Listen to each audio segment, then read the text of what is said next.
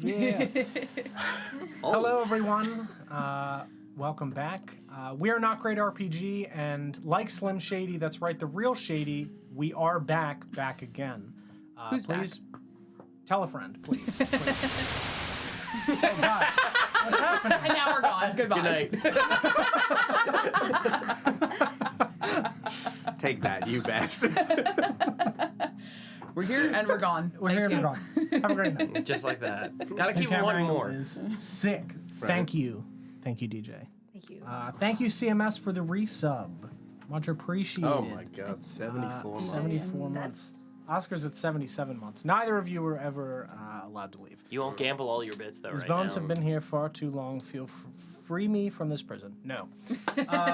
Yeah, so we're here. We're doing a fireside chat tonight due to some inclement weather. So we're gonna chat with you guys about Oshuamp. It'll be Oshuamp centric. If there's other questions, we will probably answer those also. Probably. Depends if you have any Fuck questions. you. We won't answer anything. We will answer everything. But yeah, so we're here to talk Oshuamp, talk about spooky shit. Yeah. So we'll still go around the table and introduce ourselves in case there's anyone here that's new.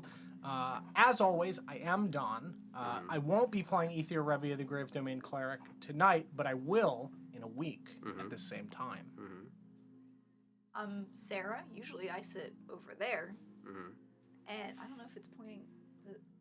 Nope, it would be that seat But Yeah. where Chell is sitting right now. And usually I play Ritora. Tonight, I play no one. I'm Glenn. I usually play Vorst. The only play that I'm doing tonight is the Charade of Happiness. No, I'm just kidding. Oh, damn. Sorry, those are the Vorst morning thoughts. Yeah, right? Exactly. The horse that hears all thoughts. I'm Chell. I'm currently sitting in Sarah's seat. I normally play Thariel, and I'm here to fight God or ask him about his extended lease on his car warranty. Oh shit, my car. Which I'm one? God. He owns a fleet. So it's been told. Yeah, no, usually I DM, but obviously since we're going to have an informational fireside concentrated on the campaign that I DM, I am still up here on this side of the table. I don't know whether or not anybody in chat has any specific questions from our long hiatus about the things that had happened just before we had taken the break, or from the episode last week from whence we had just returned. And the, well, I suppose you could say, clarifying conversations with Laverna and a lot of things that got revealed. DJ said, yeah, I do. What the fuck? I mean, about what in particular, DJ? There's a lot of things that have happened, and I can't say all of them. I mean, you could. I could try. Go through every single thing that's happened in this campaign so far. Over the last several years. In the beginning. All started. Actually, start with fall. Oh, all right. All the way back. Yeah. So, Grimdar. What a boy. What a man. The What a man. quartermaster on the deck of the damned. Pirate captain. Tried to kill some trolls that beat his people to death, and he got beaten almost to death. You play a lot of characters that nearly died or have died. It happens. Yeah. To the best of us. It happens. So that's, what else can I say? To the No, I goodest will of not. us. I need your wallet. I put myself in your hands multiple times. Just as Yeah, advice. yeah, no. What about it's- in-game? Weirdly, if anything, you do it more frequently now that I've killed you more times. You just come back, I come back. right? As Like we've- Slim Shady. God. He's And back. as we've learned from Baldur's Gate, our actions have consequences, and things never go how we expect them to. Yeah. They don't. Yeah, no, that's been real funny watching you guys play. Great. Powerful. Yep. We had the best intentions. John, I have a question for you. Yeah, absolutely. What was the first thought you had when you thought of Oshuamp? Like, what was the first, like, that would be cool? Ooh. So, I initially pitched a different campaign, actually, famously, that they said no to. So, I still wanted to make something that had direct connectivity to Fall and the creation of Fall. So, like, when I first made Fall, it was I wanted to, in my basic, very primitive understanding of D&D, I wanted to make my own crystal sphere. So, like, within D&D universes, you have spheres where your worlds are contained. It's their way of just doing, like, the multiverse bullshit. So I wanted to make my own sphere. I wanted to have a reason for why my sphere existed, so I needed something to have happened. Fall, the prismatic dragon that made that world, fled a barren, war-torn other sphere, and just wanted to make a utopia to raise his children in. So I was like, man, I really want to do the barren, war-torn wasteland that was Fall's original home in my second campaign. In the creation of Fall, he had to make a temporal bridge between planes. That, in that vacuous darkness of space, had leaks from the Shadowfell, the plane of shadow in D&D. I pitched a location that was at a temporal junction within that transitory place, kind of like the limbo that Ether sees for the river. Yeah. Again, I say I changed the pitch. I just softened it. What you did was you changed the pitch. You didn't change The story. the story. Yes. You didn't change the campaign at all. I just lied. There was no lying. Yeah. You just went, whoop, Yeah. this bit right Yes. here. So I wanted to do a place because also, like, you know, Glenn's same thing with, like, loving horror movies and loving horror motifs. I really love and am drawn to always, like, the northern areas that have long winter and long stretches of darkness. Evil things can happen when the sun stays. Yeah, exactly. Like, I wanted to do a campaign setting that when the sun set, because in D&D, to reach the Shadowfell, you stumble across shadow portals, which happens at places of great darkness. What better place to do that than a far northern area that has no sun for long stretches at a time? So whenever the sun would go down, I told them, the pitch is that at sunset every night, it becomes almost like the town goes into lockdown. There's like a pseudo-martial law, and the anticipation is, oh no, creatures from the shadows are going to be knocking on our doors every evening. We're on a time crunch every day that we're adventuring, because if we're not back before the sun does set, we won't just be in our home anymore. We will be in the shadow. They were like, that sounds too scary. So I went, cool. I still want to do that.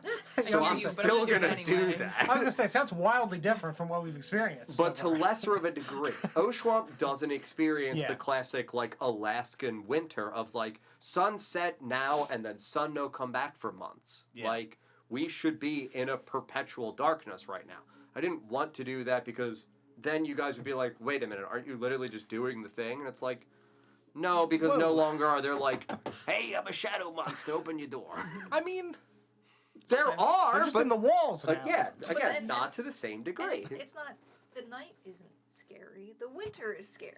Yes. The But, winter like, is scary. So I wanted. Fall never utilized, to me, one of the most important elements of narrative, which is the environment itself. Like, I put them in environments that were neat, but the environment never felt like it had a voice. And I wanted the environment to speak for itself. I thought of, you know, what is an opportunity to create an atmosphere of isolation and of paranoia. Still, again, dark, cold, isolated tundra.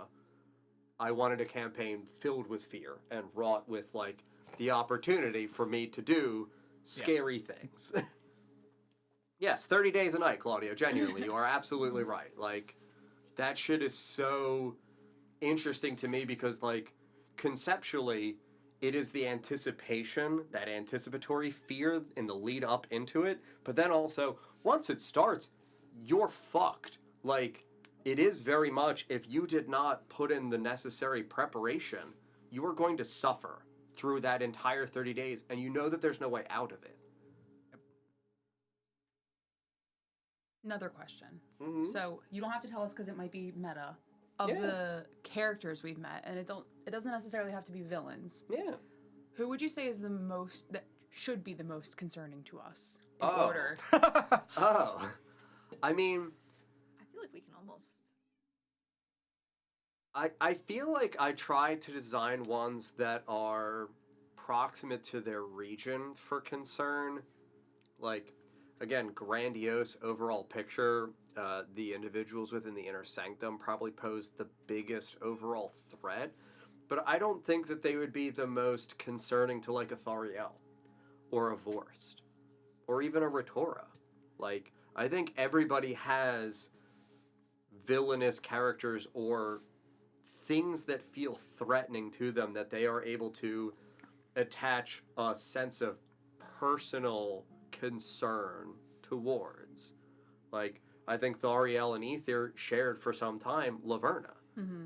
Now, upon meeting Laverna and having more of an opportunity to converse with Laverna, like, when we met her in the cabin, before your contract with her, everybody was like, like, especially Lawrence. Lawrence was like, she's definitely scary, but she has rules. She's not just gonna fuck on us chaotically. Yeah.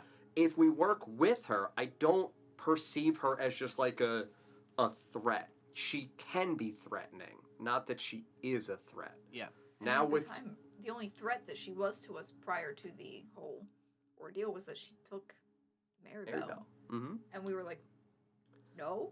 And it wasn't even so much that she took Maribel. Maribel was delivered to her by Desiel. Yeah. She famously just said, if you want power, if you want the opportunity to be the matron of the orphanage, all I ask for you is to bring me a baby. Great power comes with great responsibility. Yeah. Great baby. Amounts of children. Great Right? baby. We had a question from Oscar. It's been a while since I've asked what's everyone's favorite NPC. I will say, having not played in 6 months, that is a little hard to answer. There's also so many memorable NPCs. To you, Ertl. Mm-hmm. Final answer. Never mind. Very easy. I'll get ready. I will pivot that question a little bit before we go around. Do you have a favorite NPC? Because I think usually like we go around and then it comes to you. I've made like a million. It's so it's really hard. It's also one of those things of like, you know, especially for me, there are ones that I adore that we haven't even met yet. Right. Like, I Sure. cannot wait to meet your father. I can't Yeah, wait. me too. You're mine, buddy. Like, even the you know, the information that we were going to get tonight was going to be, you know, effectively disseminating like a new character that was going to be, right? Not to paint in the same light as like the Dorgrim, but like the character that sets the tone of the environment. Like, I don't want you just walking into a big palatial fucking ruin and being like, I guess we just walk around and look at shit. Like, not to insert the classic like dungeon master NPC that like travels with the party to be like, look at that, look at this, let's investigate here. I wanted inside of the chamber that you guys had just entered into at the conclusion of the episode, where there's that writer's desk. This is again John being a writer and being like, here is the recluse, the memoirs of this recluse that lived within here, that obviously performed a task, that had access to the fucking burial crypts of the queens of Alglatha. This individual is going to have a unique perspective on the fall of Alglatha. Yep. To at least give you guys some kind of, I guess, baseline of your experience and understanding. To, again, similar to Dorgrim, set the tone. So, like, the mystery can be present. The book will have a semblance of a perspective, but it's not just going to be like, on this day, this person did this. It's like, my God, I have witnessed. This is my testimony. Similar to like Nivara's thing inside of the one puzzle piece. So like, I look forward to you guys interacting with that individual. I look forward to meeting the King of Winter. Like, there are other people inside of Alglatha that like, if you guys go into a certain direction, like, you're going to meet and have conversations with. Like, it's almost hard for me to pick one NPC without thinking of like, oh man, I don't even know if I could pick a favorite NPC from a location. Yeah. Like, It's tough. Felfar then uniquely had effectively just Dorgrim. Everyone else was dead. Yeah. Not hold true for Alglatha. In Oshuamp, it's a fucking city. Like, holy shit, I love the fence. Like, I want to dangle the carrot. Like, that guy's fucking hysterical. Like, he makes absolutely no sense, but I love him. Like, he's a fucking just good gambling addict. Like, there are little side characters like that that still, to me, stick out so prominently in my mind. Like, you know, I also still have that vanity as a creative person that like looks at the NPCs and I'm like, how can I compare Arthur Hartwood to anyone? My children. Right? How can I compare Corin to Yeah. anyone? Yeah. How can I compare Sabrina to anyone? Like the deep felt heartbreaking reality that is Sabrina and what she has been throughout her life. She is effectively a living saint and sacrifices her opportunity at life to protect you. I can think of no like kinder natured, more giving or loving person that I have created. Yeah. Oh shit, like how do I not say like she's my favorite? Yeah. Because it's not a scale, and I think that that's kind of where like I end up, is that I love them all. I don't love them all equally because I don't think any of them are equal. I think that they are just kind of in their own little sphere. Yep. I agree. I couldn't pick a particular one for similar reasons. I think they're all incredibly memorable. They're all very different. Yeah. So it's not just like this person was so far and away like better NPC than the rest of them. Like I don't know if it's even. it's not as like much you said. of, It's like, not even better or scale. better. It's just like Yeah, for you guys, Like, some might it's- just hit personally. Yeah. I love Corin. Yeah. I love we all know that I love Yeah. Corin. I love Yeah. Melithil and Melicy. Mhm. they're incredible. They're probably like, if I think of like Oshuamp NPCs, I'm like, give me those. Yeah, they're ones. they're they're up there. like I love Adrian too. It's You comparing killed him. apples to oranges. It's like that you can Yeah. love certain characters for different reasons, but at the end of the day, it's like I Yep. can't compare the two. But sometimes I'm like, Mhm. I like this one, please. I like this one, please. It's also for me like there are different senses, like sensations of like pride that for me as the person creating them, I attach to them. So like, you know, Arthur, being able to put in a character that is very clearly a traumatized individual that plays initially on, hey, I'm this very detached, wealthy individual that's just gonna finance you guys. Give some like real bare bones basic hints of like, don't fuck me over. And the party's like, we're wary about him. We don't know if we trust him. And then it comes back and it's like, oh my god, we stay in this man's home. We recognize the plight that he has between his estranged wife, his child that is absolutely possessed and has been utilized against him by the Inner Sanctum, the troubles of him as a bounty hunter working with William, the near-death experience that we witness, the endless bounds that he goes to assist in saving Ratora's soul, and he goes from being this figure that we're wary of to being, oh shit, I trust Arthur with my life. Because I have seen what Arthur is willing to do with both action and with word. Yep. And then to be able to take that same Arthur that has been persistent throughout it, and like you And said, rip it away from you! Genuinely though, like it still always makes me so proud that you look back and you go, I get the first intro now. Well, that's because he entered my fucking dreams. Yeah, again. But like that's But a point yes. of pride for me as a creative person. That I made a man that I was able to, in the same way at the end of Setendor, slightly change Ukubo's voice. And Sarah picked up on it immediately and went, oh my god, that was really cool. I get that you did that on purpose. That I was able to then mimic that in Arthur, but in a manipulative way, as a DM. In a bad, evil way. It's so much fun. Make him spit out his drink. Right? But like, I'm Arthur Hartwood. I'm Arthur Hartwood. Those are different voices because those are different people. And it's subtle.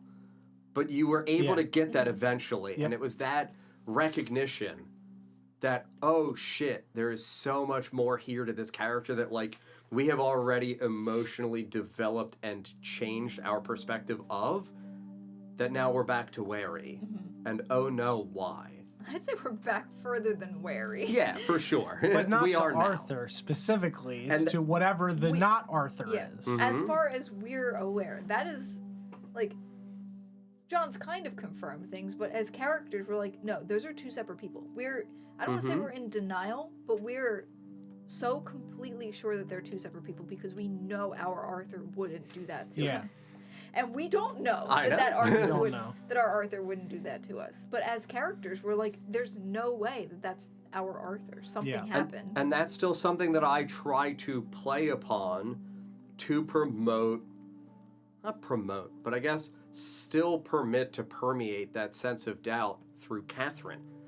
Catherine still sees Arthur as, you lied to me. You told me our son was fine. You told me our son was just going out to be seen by a doctor. And you took my son from me. I will never fucking forgive you for that. And it's still the bitterness of Catherine because that's still your Arthur. Yeah. Your Arthur is not a perfect man. Your Arthur did what he thought was best for the long-term protection of his son. He still was distrustworthy towards his wife. He still didn't tell her the truth. For whatever justification he might have for that, and for whatever we might think of that decision, he's still a gray character because it's still, I didn't want to burden you with the deal that I made when you were giving birth, because that was a decision I made with our son, but I made that alone. And now I have to uphold it, because if I don't, the punishment will be so severe, it might claim your, my, or his life. And I don't want you to think less of me. And it's the lie that builds and culminates in, now her faith in him is just shattered. Hello, Paul. Hi, Paul. Did someone say gray? No one literally.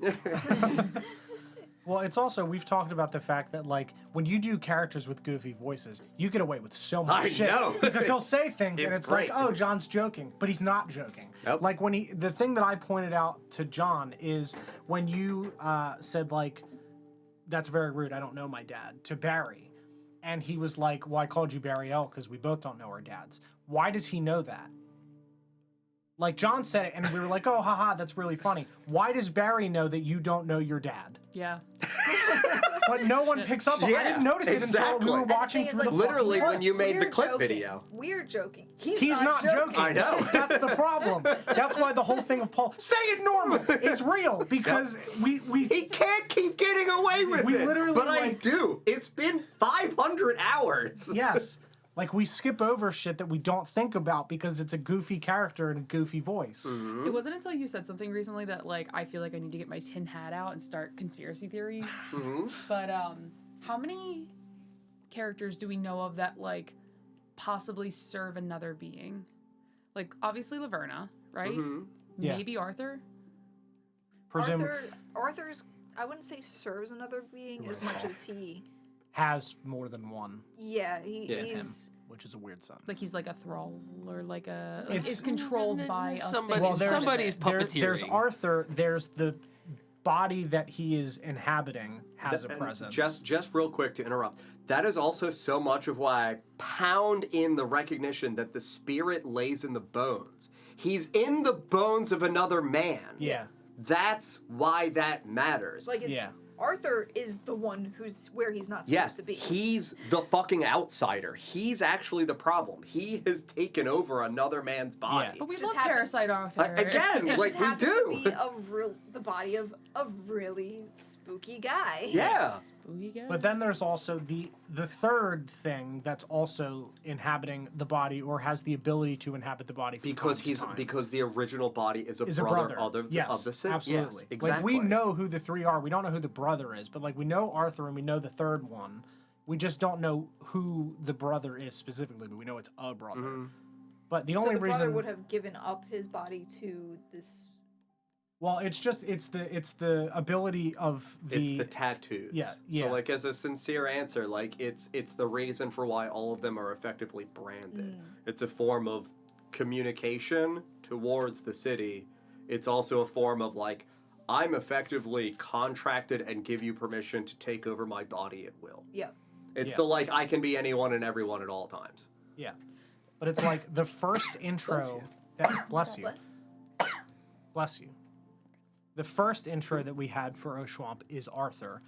The second intro that we use currently is the brother. But when the brother says, "I will rise eternal," there's a creepy voice behind that I fucking told John to do. So that's on me, not knowing. That's the third thing behind the thing. And I had a dream about that, and I was like, oh, I get it now. I've realized something.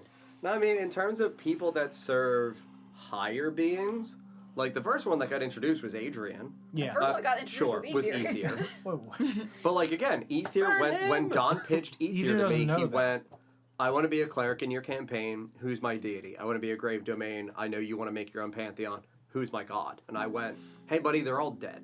You're right, Samus. You have to do this in a way where you are not very outspoken of the fact that you even are a cleric. Like, Yeah. not that clerics are like abhorred or mistreated or treated with like any sense of like animosity, but that people are going to recognize that you're weird and almost that you're a relic of a long forgotten past, that you're just outdated. That like, we don't really do that anymore. Yeah, there's healers. There's not really clerics. Yeah. As well as Calling the you fact that, Chugi. yeah, Like, as a genuine thing, what clerics have you met in the campaign? none. Thinking about, it, I Not don't true. think New ones. No, We met. New one. You have met some clerics. Yes, Vorse being one of them taught through Ether. sure. But there are clerics that you have met so far, and they've been real important people and real specific kinds of clerics. Carolyn? Mm-mm. No, Was she's Adrian a cleric? Adrian was a cleric. That's Sure. right. That's He right. was Death Domain, not Grave Domain. right. That's right. He That's was right. We Death did talk Domain. about that. And Yes, of course, Was- Savannah. Adrian was technically in the guild, right? Or was he just adjacent to the guild? He was adjacent to the Okay. guild. He just was in proximity, and there was no other individual that sold herbs in West Slums, and nobody did it in North Slums because they're too valuable and too rare. So he was their only avenue to deal with for Yep. herbs. That is a good question. Uh-huh. Paul said, "What domain is Thoriel?" Blood domain Blood cleric. domain cleric. Long, So is long, Sabrina. spindly fingers. Again, Oh, there's the no gods for these things. How did Sabrina learn it? Yeah. She's a vampire. There's other vampires. Yeah. Are they all blood domain clerics? Maybe. Could be. We fought Amber. I don't. It's been so long. Since I don't We know. fought she Amber did. 4 years ago. She, I haven't- she I did leapt a drawing DJ and of tried it, to eat but- him. Yeah, And she Corn's did what, try to eat. paladin? Hmm? Corn's Corn's a paladin? Corn's paladin. a paladin. Yeah. Uh-huh. Was he Oath of Vengeance? Redemption. Redemption. He wanted to redeem himself for the people of the northern slums that died in the midst of the protest of his arrest. This is a good question. What fun hypothetical New Year's resolutions would your characters have made? To kill and kill again. Are we To talking girl like boss. in this Gaslight world, gatekeep. or like? I would say. I think this world comes with a In-game. whole different set of traumas that we'd have to unpack. Yeah. Well, yeah, but that's I think it's also, if you view that of the course of like the campaign itself has been several years. Obviously, in game, it's only Yeah. been a short period of time. It's But been like like a month and a half. the things that your characters have kind of learned and grown along the way, like what things, what resolution would you have made going forward, given that? Mm-hmm. Like, I feel like for my character, the character has been under a constant state of duress since a young age. Yep. That would probably be something along the lines of like, learn to like take in the small moments. Because like, spent a handful of years in a prison, spent a handful of years like on the run, like just constantly moving and moving and moving to like never stop to smell the roses, more or less. Yeah. Rampage, Redemption, Rum, Road Ham, Girl boss. Girl boss. Yeah. Wrestle More Old Men. That's not.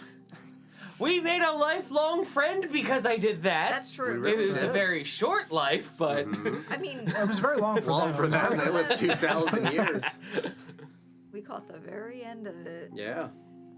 And brought about their death. It's a good one for that's for it. Felix. That's it. It really is, too, Yep. though. See, but are they Arthur's guns or are they the brothers' guns? Which soul are they bound to? I think Arthur, You are correct. Yeah, Yeah. that would be my guess as Yeah. well.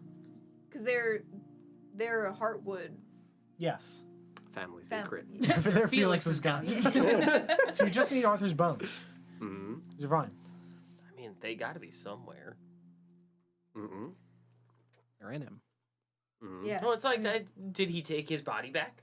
Well, he's inhabiting another man's bones. Yeah, I know, but he like jumped into the next closest body. Yeah, Did he take his body back, or did he leave it there?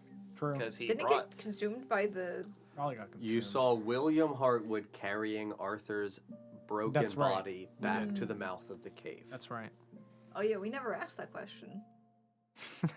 So like his bones could just be outside of the cave somewhere. We could just go get him. 'Cause and go again, play with Because I him. think William. I think we assumed that body that you were describing was the body of Arthur that we know, Yeah. which it's not. No, Arthur didn't jump there. Arthur was dying. Arthur jumped when he died. Yeah. His soul came back to the nearest body.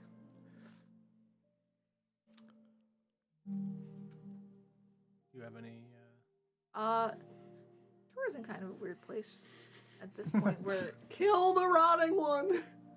that is her goal. That is definitely her goal. I mean, the thing about Ritora is she is like just for the past Fucking it up. Trying her best. she keeps trusting people and then they keep turning around and being like no. Look at your friends. Yeah, You've trusted a lot of people. Not all of them have betrayed you. not all of You them. trusted a lot of people blindly. I wouldn't say okay, for the sake of like playing a game of D&D, I have traveled with this party and become close with them. The characters outside of the immediate party, she trusted Corn immediately. Never mind. He literally And he almost tried to stomped kill you you. to death. He and you're called you like, a oh my plague God, bearer. First thing he did was be like, "Oh, Vermin. vermin, smush. Yep. Wait What a are minute. you?" Lady. Yeah, you literally were like, please help me. Dad, please. Uppies, please. And he was like, All right. "You're an idiot." Yep. Oh, I missed that guy. He's happier now He is. Hey, he gets to be with his wife and he gets to be with his daughter finally. and trying to understand Women's problems for some reason. Have you heard about the plight of the woman? Let me explain it to you. I get it now. Gaslight, gatekeep, But girl like, boss. I really do think that that's one of the most endearing things about him is that he is suddenly thrust into raising a 13-year-old girl. Like, It's really like one of those animes. This Yeah. like grumpy old man Yes. is in charge of a child. yeah, he just spent 12 years beheading vampires with no sense of self, and it's like you're dad now, and it's like, Instigated by the Bureau. right? What do I do? And she's like, I'm upset. And it's like, I can't behead you. My God, my problem-solving skills are very limited. Her dating life is gonna suck. Yep. Yep. Pop up with Don't the you- knife away. Right? Don't. You're here to meet my daughter. I'm here to take your head. I think Aether's at the beginning of the campaign, if he were to have made a resolution like as the campaign went on, would have just been to take more stock of like life and not just death. Because I mean that was the point where he almost died. Yeah. It was just like I do have people that care about me and I should care about them additionally while they are alive and not just what I can do for them after they die. That was the point that kind of shifted his perspective on that. I think at this point, it's just being okay with, especially with all we found out that, you know, he's a beacon of death and everything. It's been leading. It's fine. Leading. It's totally fine. Honestly, I mean, that literally leads me into something I'm going to ask you once you're done your thought. sure. I think it's just like being okay with believing that he is doing something good, even if he doesn't fully understand what it is. I think that's the resolution of just like, Have I faith. got out of the cart and fell in snow. I was just like, oh dear God, this is the worst thing that's literally ever happened to me. And I lost my legs in a volcano. That's number 2 now. My knocked down. uncle drowned, legs. Yep. Oh God, I'm a beacon of You death. had to ride around on the back of people or in a wheelbarrow for like several days. Yeah. It's very half empty. You really gotta start changing your perspective. Yeah, it's just like continuing on and just believing that what he's doing is good. Gotcha. Yeah, I think that's his like resolution. So we'll go around. I'm going to ask you Sure. first just because you did specifically mention it. there is, again, still the element of the social contract for the DM of taking a character's written story when they present to you a backstory and trying to twist it and weave it into the world so this way it is fleshed out in a satisfying way.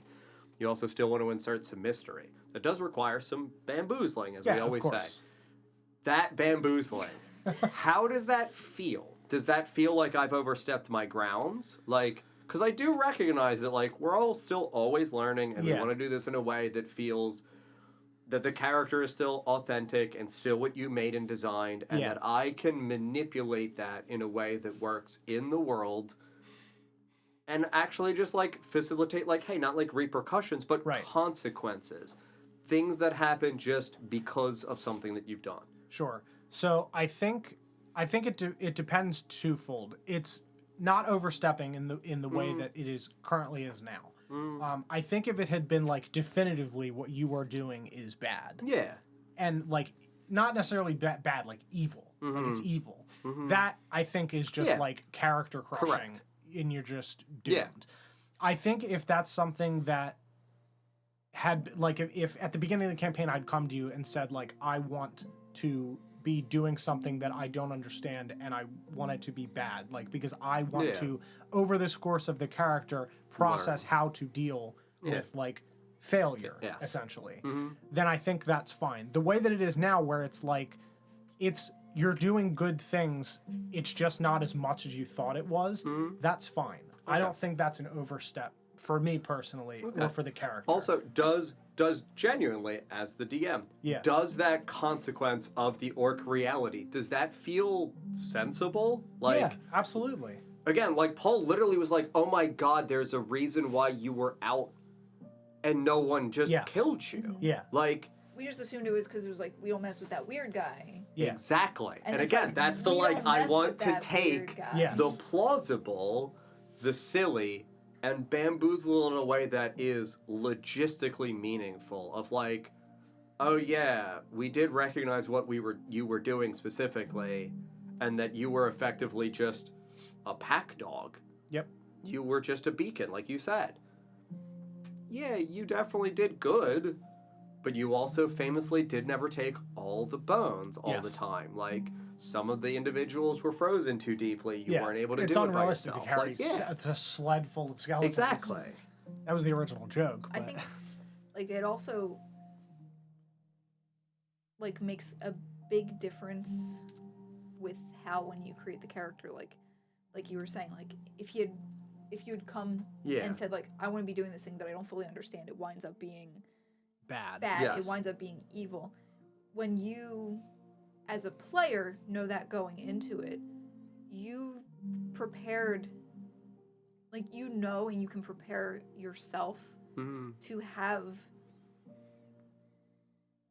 that eventual realization that what you're doing is truly heinous and that you have to reevaluate everything. Yeah. As a player, like, obviously as a character, as like, people find this stuff out that they've been, you know, working for a company that turns out is like dumping oil into the ocean or something. It's like, oh god, I'm like, what is this? Real life people have things going on outside of that. When you've built a character, it's like, all right, this is what I know about this character. If you strip all that away and there's nothing, as a player, that's hard to deal with. Yeah. But if you know going into it, like, this is going to get stripped away, I need to make sure that this is here for me to fall back on. Yeah. It makes a... As the example, like, when I made Marcus, it was specifically, my father is a good man. Yes. That is the Do thing not that I'm take saying, please don't bamboozle that. He is a good man. He did make a good decision in his eyes for why he is ousted and exiled as a knight of the kingdom. That there is some kind of corruption going on in the kingdom. That's what my character is here to find out. If that gets fucked over, my character makes no sense, and that will defeat my fun. Yep. Beyond that, bamboozle the elements for what the corruption is, for whatever animosity they had towards my father. Totally fucking fine. Let that be my mystery. Yep. But core fundamental thing. So, like, that's where, for Retora, and, like, I would ask you next, the bamboozle for you, your backstory was concentrated effectively just on parents being neutral, Deloin being teacher. I had really limited things for trying to work around for you outside of, like, the blighted ground and it things. was... I think also, like, I straight up gave you, like, Ritor's already been bamboozled in that exact way. Mm-hmm. Yeah. She literally was doing something that she thought was good in her backstory, Mm-hmm. and then found out that, it's being used for something that I didn't consent to. Correct. And now I'm in this situation Mm-hmm. where I have to go. I have to run. Mm-hmm. How does, without It's- full understanding of what is going on with Delawin, how does the bamboozle so far feel? It feels great because she still doesn't know how she feels about it. Okay, good. Like, she is... It's been ping-ponging back and forth between, you know, she left her home, left Delawin, being like, oh god, I've just been betrayed. To get to Oshuamp, find out, like, oh yeah, he's from, like, this is where he was. This is where he had a student who's, like, doing real weird stuff now, who I consequently took care of. Murdered. Murdered, whatever. It's taken care of now. Mm-hmm. Can't be weird no more. Just to find out, like, he actually didn't like what Adrian was doing, and was Correct. like, that's bad. You can't be doing this, and I'm cutting you off. Like, Yeah, I'm expelling you. I'm expelling you, and I'm not your teacher anymore. Mm-hmm. To finding out that, like, he followed me into, like, he sent me here to Arthur, who I trust, who I now don't trust. He, like, he's had correspondence with people in the city about me, Mm-hmm. who I trust, who I don't trust. Like, it's very, very confusing about Yeah. whether or not I should run back to him with open arms, or, like, if it's on site. Mm-hmm. It's still very much, like, on the edge, and as a character, as a player, both. So I mean, as a player, completely so excited to meet Yeah. him. Mm-hmm. As a character, like, he's basically her surrogate father, Mm-hmm. and she desperately misses him Mm-hmm. and is excited that he is in the city, and that she will get to meet him again with the knowledge that she's gained, and also terrified because the whole thing she's been doing has been running from him and the people he associates with. I will tell you, not with a sense of spoiler, but because this was something that got revealed. We do know that supposedly he is the one that in Slums East that the city was looking out for because he had suddenly reappeared. And that he didn't necessarily leave the city on great terms. Yep. And that he was being found to being taken back into the inner sanctum. Did we learn that? Mm-hmm. Oh, I don't. That was the rumor for what you were trying to meet for the one individual at the bar inside Slums East to confirm later. That we never made it to. That we never made it to.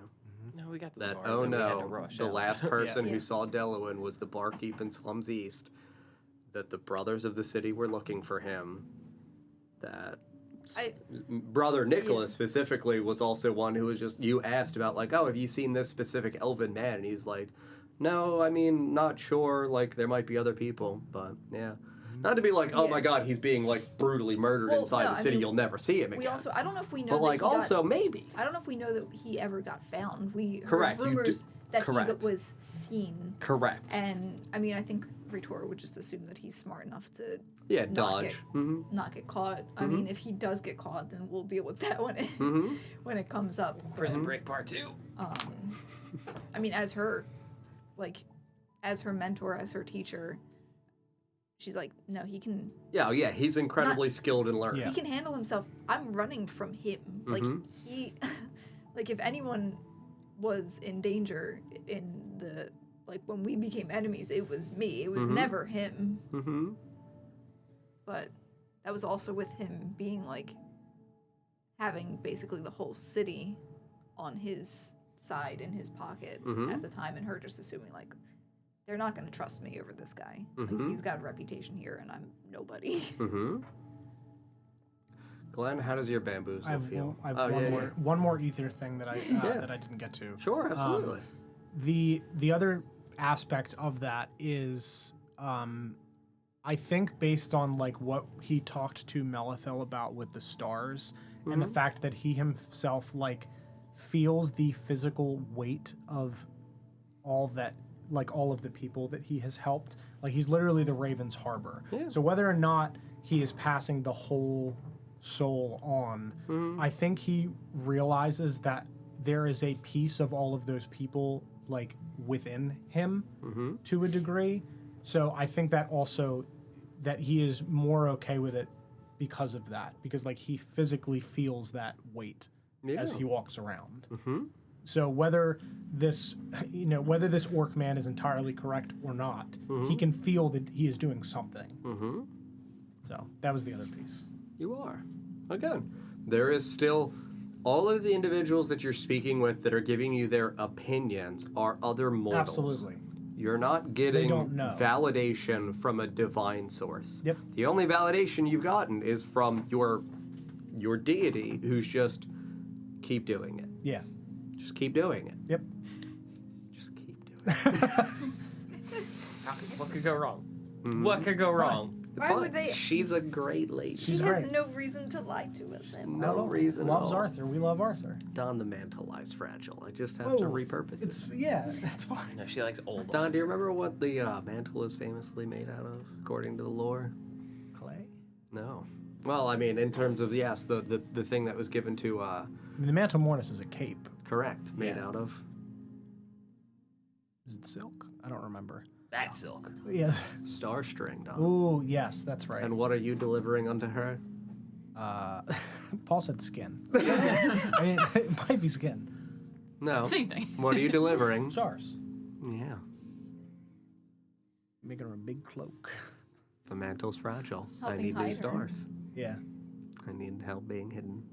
Well, that's also why, like, Ether realizes that with, especially with Melithel saying, like, oh, I've got stars in me, and then, like, physically seeing that. Like, and then also with talking with Melithel out in the snow with Felix of, like, you got That's two of them ours. up there. What the fuck's up with that? Yep. Like, Ether puts that together. Yep. 6 feet apart. So, He's got bird flu. yeah, no, as far as it goes, it feels good. The bamboozle does not feel bad. Good. I'm glad. Glenn? I don't. In my eyes and in Vorst's eyes, I don't see any bamboozle really. It's the illumination of new knowledge. Yeah. It's there's nothing sitting there making me go, oh shit, I gotta rethink the whole approach to this character, because it's like it just comes so naturally with the way that the story's unfolding that it's like, no, like your people are quick to judge, and then over time as the wounds heal, you become a little bit more susceptible to hearing out other sides of stories and stuff like that, and it at no point did it ever feel bad that it's like, oh my god, the orcs aren't what we thought. The orcs were like, if anything, if anything, it's like, oh, the tribe leaders have been lying to us, Yeah. type of thing, and it's like, oh no, but it's like they had their reasons. Yeah. So it could go any direction, and I think of Vorst as a very like malleable person, that it's like, no, I'm gonna be thoughtful and just walk into each thing not having a decision already made up. I'm going to study this and figure out what needs to be done first.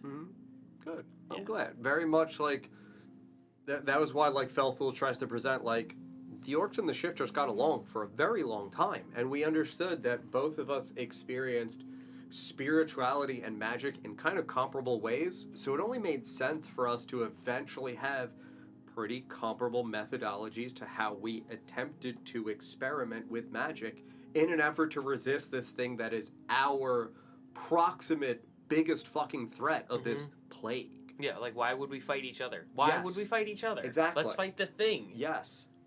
Like And it is whatever's the- causing this. Yes, and it's the sadness of Camilla and the result of Camilla trying and failing and the shifters losing their matriarch. That, oh no, like suddenly there does become points of contention between them, and that's that slow building, like, well, now the shifters are not like necessarily like antagonistic towards the orcs or vice versa, but it's just No, like they're very on their guard though now. yeah, like oh fuck, like we're weak. We're no longer in a position of equal strength. Backed into a corner and like, okay, Yeah. no, anybody can catch Yes, these hands now. leave me the fuck alone right now because we don't recognize what we should be doing. Yeah. And we recognize that our leader, this individual who marched with one of the strongest people in the north to reclaim a city, just fucking lost? Oh god. None of us are strong enough. Hide. Just hide. Yeah, and it's like I kind of always like look at it too is that like the way that like Camilla went about doing what she had to do. It's like in a way she was with other people, but she was wholly alone when she did it. Yep. And it's like that's something that I think Vorst is very much like, no, I don't need to be alone. I don't want to be alone. I have like people that have my back to make sure that I can do what I need to do. Yep. And like we'll all do it together. Yeah.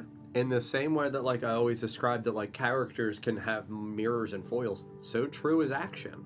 Yep. Her decision, I will go, I will deal, no. And that's always where I'm worried for Ritora, of Ritora mirroring Camilla's drive, that ambition of no, this thing hurt me and it hurt my friends, it hurt my people, I have to take care of it. I always worry that Ritora will reiterate the same mistake of Camilla. It's totally within her character. Absolutely. And like not as the DM of being like, don't do that. No, do what feels right to the character. But as the writer, that's where the writing comes in for me as the brain. Yeah. Yeah, I mean it's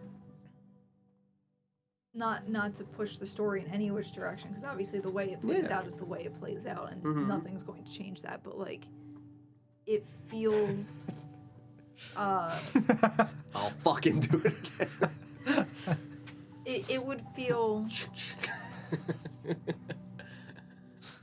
like it would feel right if Ritora did say like, I'm going to do this. Yeah. And if at any point the rest of the crew is like, I don't think we should, like she's going to. Yeah. But I mean, I don't know. At least for me, like I think that's why I like retellings or like even like stories inspired by folklore. It's because you know how that plays out. Yeah. You know that chain of events is going to lead to this outcome, and when you see the main character like still fall into those same steps, the little part of you is just like no, and Yeah, then when they absolutely. ultimately wind up at the same demise, you're like, who could have seen that Yeah, coming? absolutely. Like, How could this have everyone, happened? Like, everyone.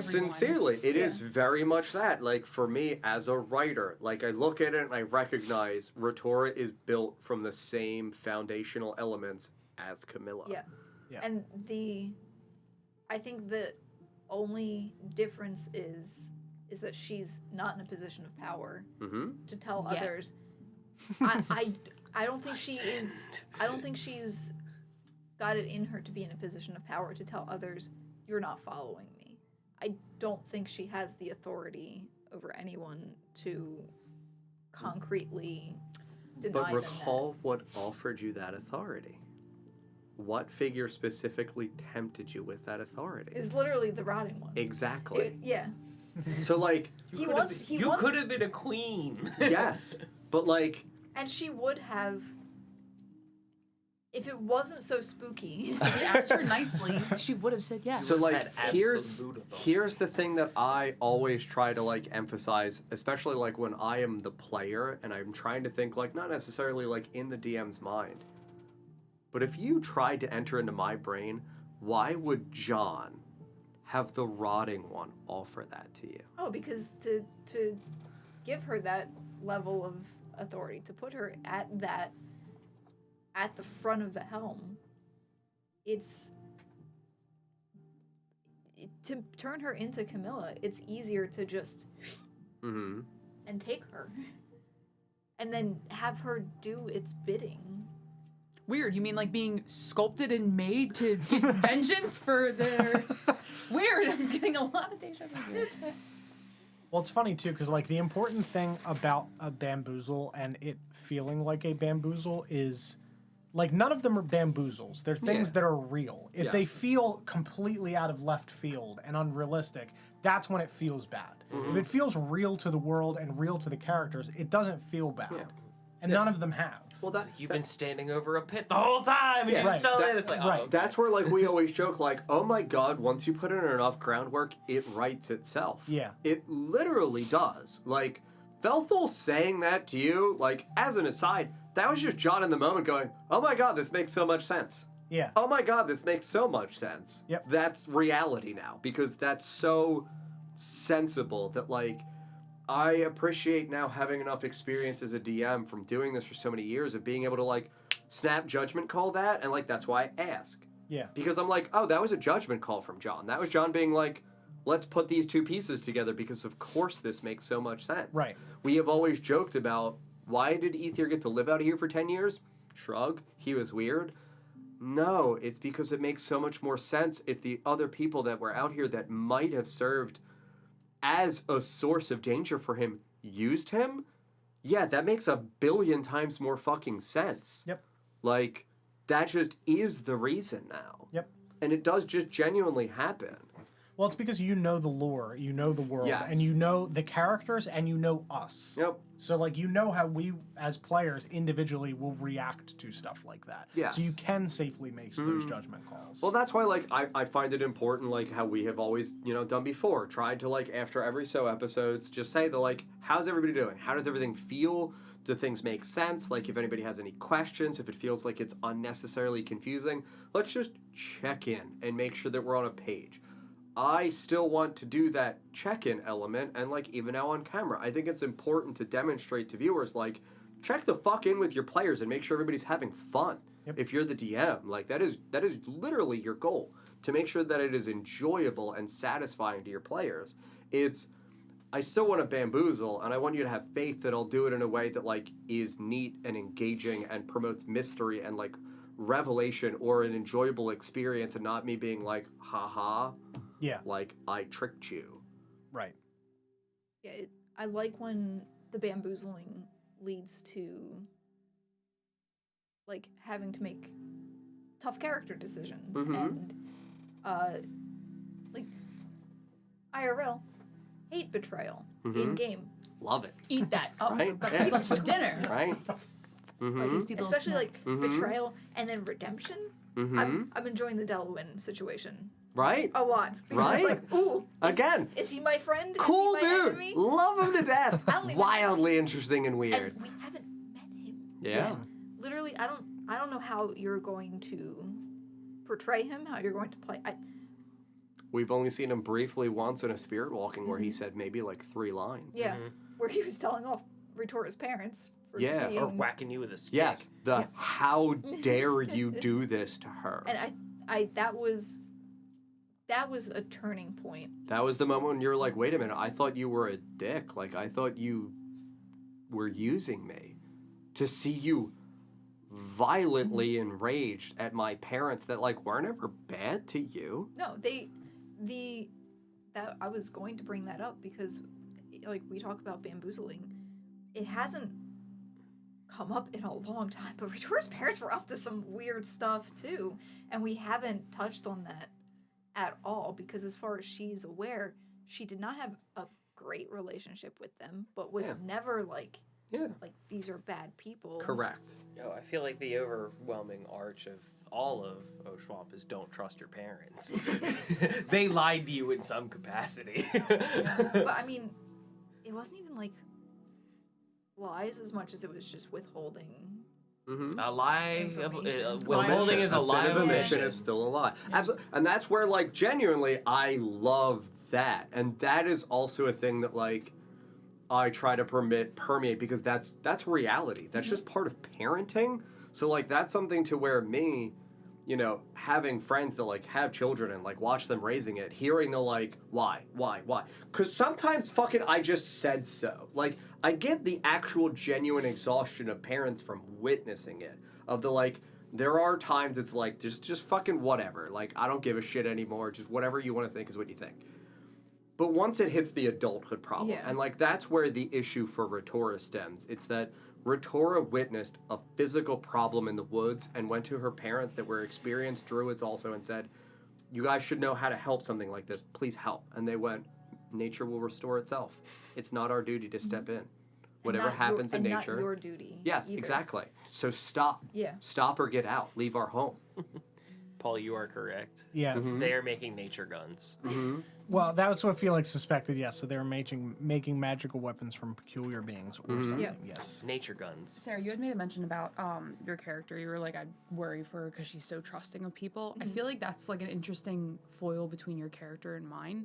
Like just the fact that like I feel like had it been any amount of time in the past, the character probably would have been the same way, where it's just like, yeah, if you say you're a good person, why would you lie to me? But like just I haven't had a bamboozle yet, correct?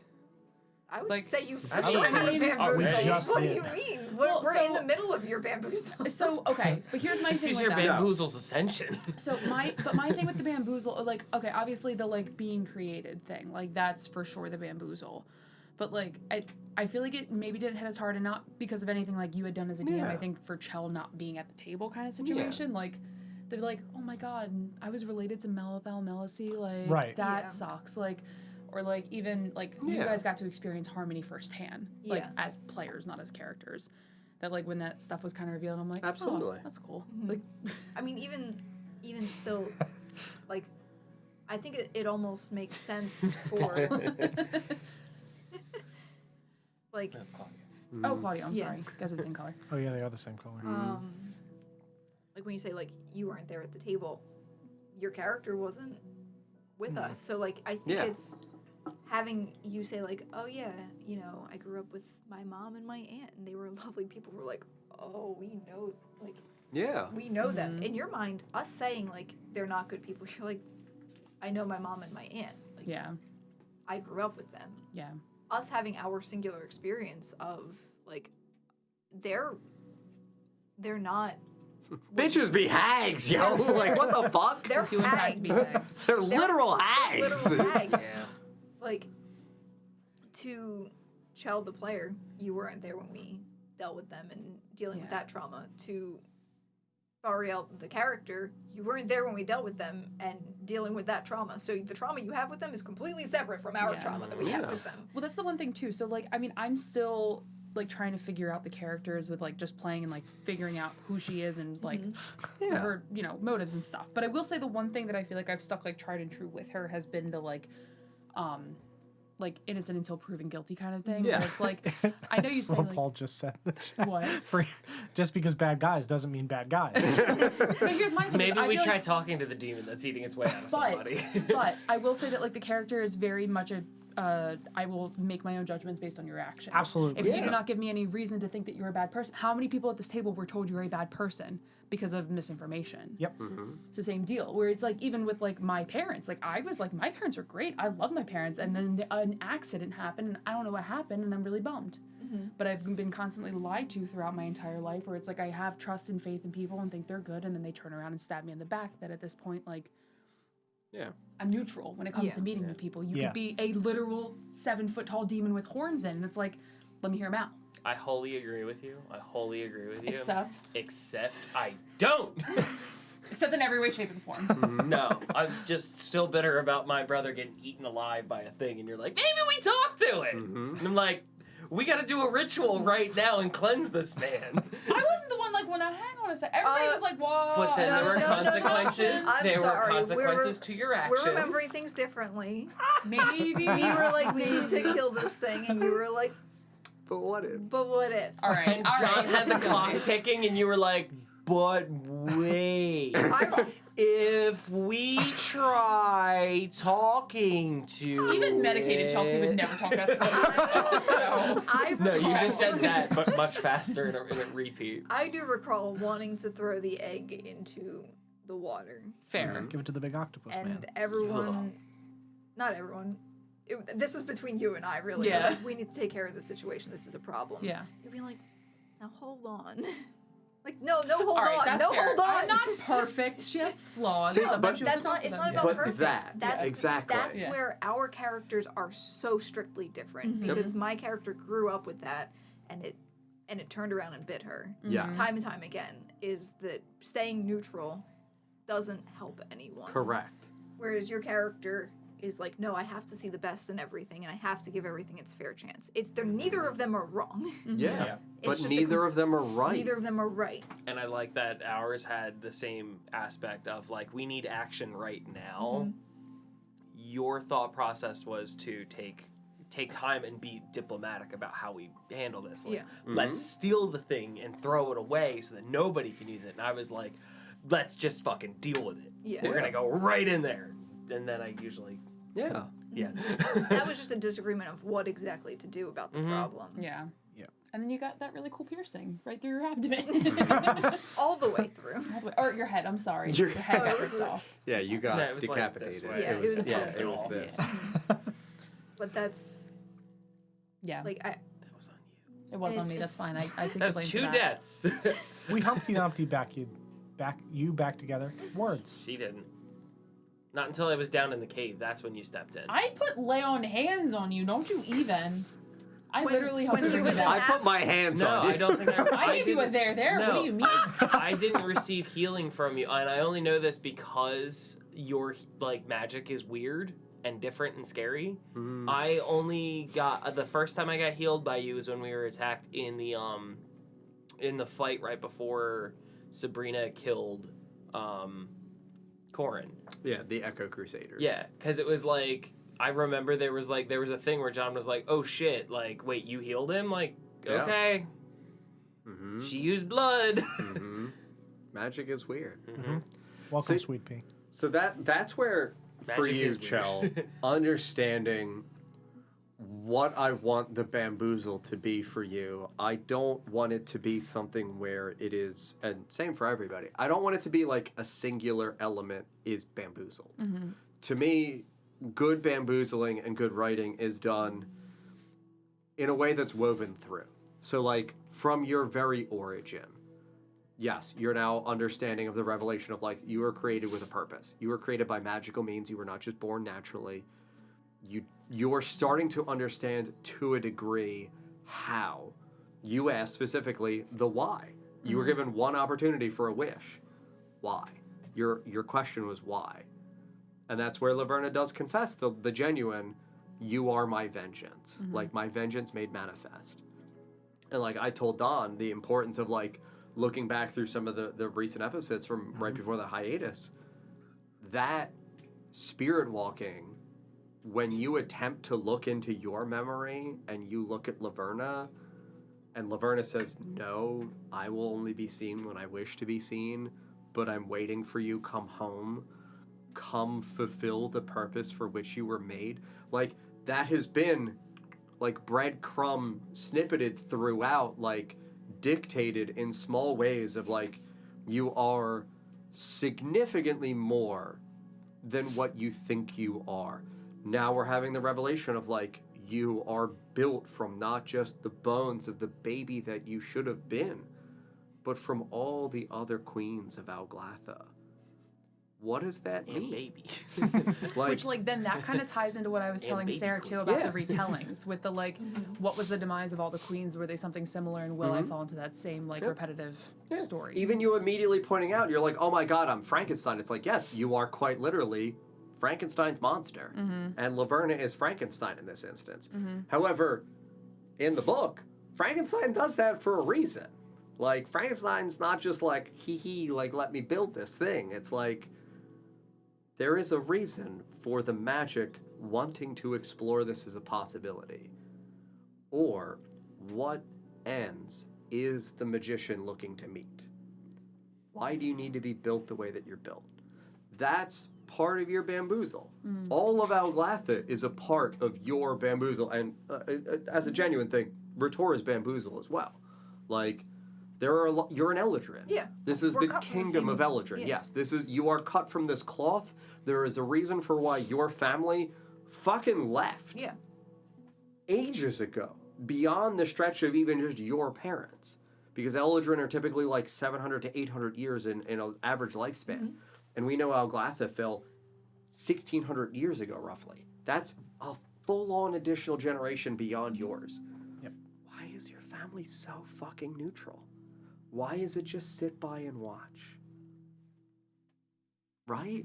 I mean, guess that comes from Ritor never asking about. Oh my gosh, mean- it's a Victoriel. We're siblings. I don't think we're siblings. Maybe. You have 2 siblings already. If I introduce another, it's just like you know your dad? everybody's a sibling. She's your aunt, I actually. do in fact. I am your aunt. I do in fact know my dad. Damn. Yeah. Wow. That doesn't track. Oh, God. Cutting deep. Couldn't be me. Can't relate. I love the thought, too, that Thariel's like, I'm just built different. Literally. In a fucking pot. I'm constructing Look, all different. drip. And but, Verna's, you know. Laverna's like, incorrectly, but yes. You have to take that You third are arm off you for a my, second. you are my vengeance. Hey, hold on, let's fix that real quick. Loose We've boys. come so far from being like another Eldrin. Uh-oh. Yeah. Oh, So, dear. like uh-oh, indeed. Uh-huh. Uh-oh. The And Eldrin, like, and in the same way that I asked the question about clerics, what other Eldrin have you seen? it's I can count on one hand the number. Uh-huh. It's been Deciel. It's been LFL, Malice. Melville Melicy. You. I wasn't counting myself. Seen but- you. I've seen you. I've seen you. So I'm counting it for me. Okay. Thariel. Thariel. And Harmony. Mhm. Oh, there's another very important one that we've seen Oh, only once. and well, isn't is Luna an Eldrin or is she a wood elf? Luna was an Eldrin. Okay, so I need 2 hands. Oh, there's more. Barry. Was it a vision person? Somebody we've met in the flesh In the flesh? Oh, no. right before the break. Oh, John. That was so long ago. Damn, boy. It had to have been somebody in Whitehall. Not Whitehall. Was? Guys, he said was. Gandalf. Luna, what happened? Sorry, Luna. Was it? Is Sabrina an Eladrin, Ella out. Eldrin? No. You guys don't know his name. I'll be fair. His? Yeah. When you were fighting for Sabrina's behalf, you fought 2 Echo Knights and 1 wizard. The Mm. wizard Oh, was an yeah, the Eldrin? vampire wizard guy. The vampire wizard was an Eldrin. I don't think. I didn't I pay too knew much that. attention because he tried to kill me and I bit his head off and then he exploded into ash. Exactly. Or you know what? Roasted. Oh, I did know that because I was. Yeah. Yeah. You were like, I was like, I'm a spider. I'm gonna follow this guy, and then I got struck down Yeah. by a centipede. smushed. Just like Paul did. Ah! Fuck check, but Yeah. you that get that you got elven centipeded man, that that as jumped. Glenn pointed out, that Eldrin is a vampire. Mm-hmm. The first Eldrin vampire you've seen. Well, I mean, Just chop liver over here, I guess. she's built. She's kind of weird. Built different. Yeah, it's fine. What about the Paul It's- bamboozle? It really. Yeah. If he wants to Hamboozle? answer that in the chat. Yeah. I mean, yeah, absolutely. I don't have a problem remotely answering for Paul's. Paul's is like an interesting thing just because, you know, conceptually, Mystic itself is such a fucking wonky thing. Like, there's a reason why D&D in general for the official books is like, psionics is kind of fucking hard. That's literally D&D people going like, psionics is kind of fucking hard. Yeah. It is, and it's something where like that answer of like it's magic but it's not. It's more imaginative, but like in the same way. So the fuck is magic? Like Yeah. It's me not going, real. yeah, me going like it's wibbity brain dibbity, magic. like Yeah, it's brain magic. exactly. So like it's just the same way in which I, as a sincere thing, and I don't think it's a spoiler, I tried to utilize to the best of my degree the understanding of like magic and the weave and things like that, but then also the recognition that there's a reason why everybody produces magic in different ways based on the kind of magician that they are, and simultaneously looking at sorcerer and recognizing that they are able to sometimes tap into blah and not need components, not need to like speak the spell, can make the spell stronger or harder to resist or go farther or whatever. But to me, it was the most important was the eliminate the components. That was the easiest thing for me to kind of like creatively and mentally latch onto, was the recognition that even in D&D, there is still wiggle room for why sometimes fuckery is permissible. And like, sorcerers are literally just, yeah, it's in your blood. It's fuckery. The It's in your blood. Like, that's literally all that sorcerers are. It's just, you have an intrinsic ability to just grasp at the weave. Because again, when you cast a spell, you're grabbing magic, and you are making magic happen by your interaction with it. I just think Felix doesn't need to grab. I think Felix just has that comparable ability to a sorcerer, sometimes not requiring the meta magic ability to influence the universe around him. For the same reason for why some spells are verbal only for like healing word, you're just saying specific magical words. You're not moving your hands, you're not providing a material component. It is just the rhythm of the words match with and vibrate in some way with the magic that is existing all around us, that Felix just doesn't need to do that. But it is still magic, because it's just you doing it through a vibration from your mind. Mm-hmm. And that's where like you picking water Ganassi, I think, made it so much easier for me, because we are water. It's that your body vibrates in harmony with existence around you. That's where when we were just doing the fall out of Whitehall, and I described like, you know, the prismatic sheen and the coloration and things of the universe around us. That's because in D&D and 5e, like in the areas between the spheres, there is a rainbow liquid that you just call the phlogiston. Like Spelljammer, the books that are about like, get on the wild fucking like interstellar pirate space boats. Pirate spaceships. And go from sphere to sphere. You sail through the phlogiston. There is a liquid that exists and contains. So it's Felix is able to just almost reverberate. Like, not to be like, oh my god, like, I also look at the way, like, 4 Elements Monk is like, punch, fire hand. It's like, what the fuck? You punched. It's like the vibration of the fist, the way in which the fist is shaped or whatever it might be. So much about magic is body manipulation. And I think Felix just having, to me, the explanation of, like, your mind focuses the intention and the conclusion, but it's all of your body is in harmony and unison, that it's your body as water ripples outwards. And we just don't know why. Mm-hmm. Yeah, absolutely. I mean, it almost feels like similar to, like, you have arcane magic, Mm-hmm. like sorcery, like... You have druidic magic for you. Well, it's... So the classifications are like the arcane magic for wizards, bards, and sorcerers. Mm-hmm. And then the like divine magic Correct. for druids, clerics, paladins. It would make sense that there would be other ways to channel Correct. that magic. I look at it like almost the same way, like with like mind flayers and stuff like that. It's like they do a lot of shit because it's like their higher intelligence and the way that they're built just allows them to vibrate things with their brain. Mm-hmm. It's the same thing. Yep. Felix is a mind flayer. You heard it here first, folks. Figured it Confirmed. out. Can't got trust him. him. He was a vampire, and now he's a mind flayer. Yeah. We figured it out. I mean, that was why for Retora in Whitehall, your magic didn't work. Yeah, I was cut off from my deity. Yes, you were cut off from nature. Mm-hmm. There was no nature within Whitehall. It was a self-contained demiplane.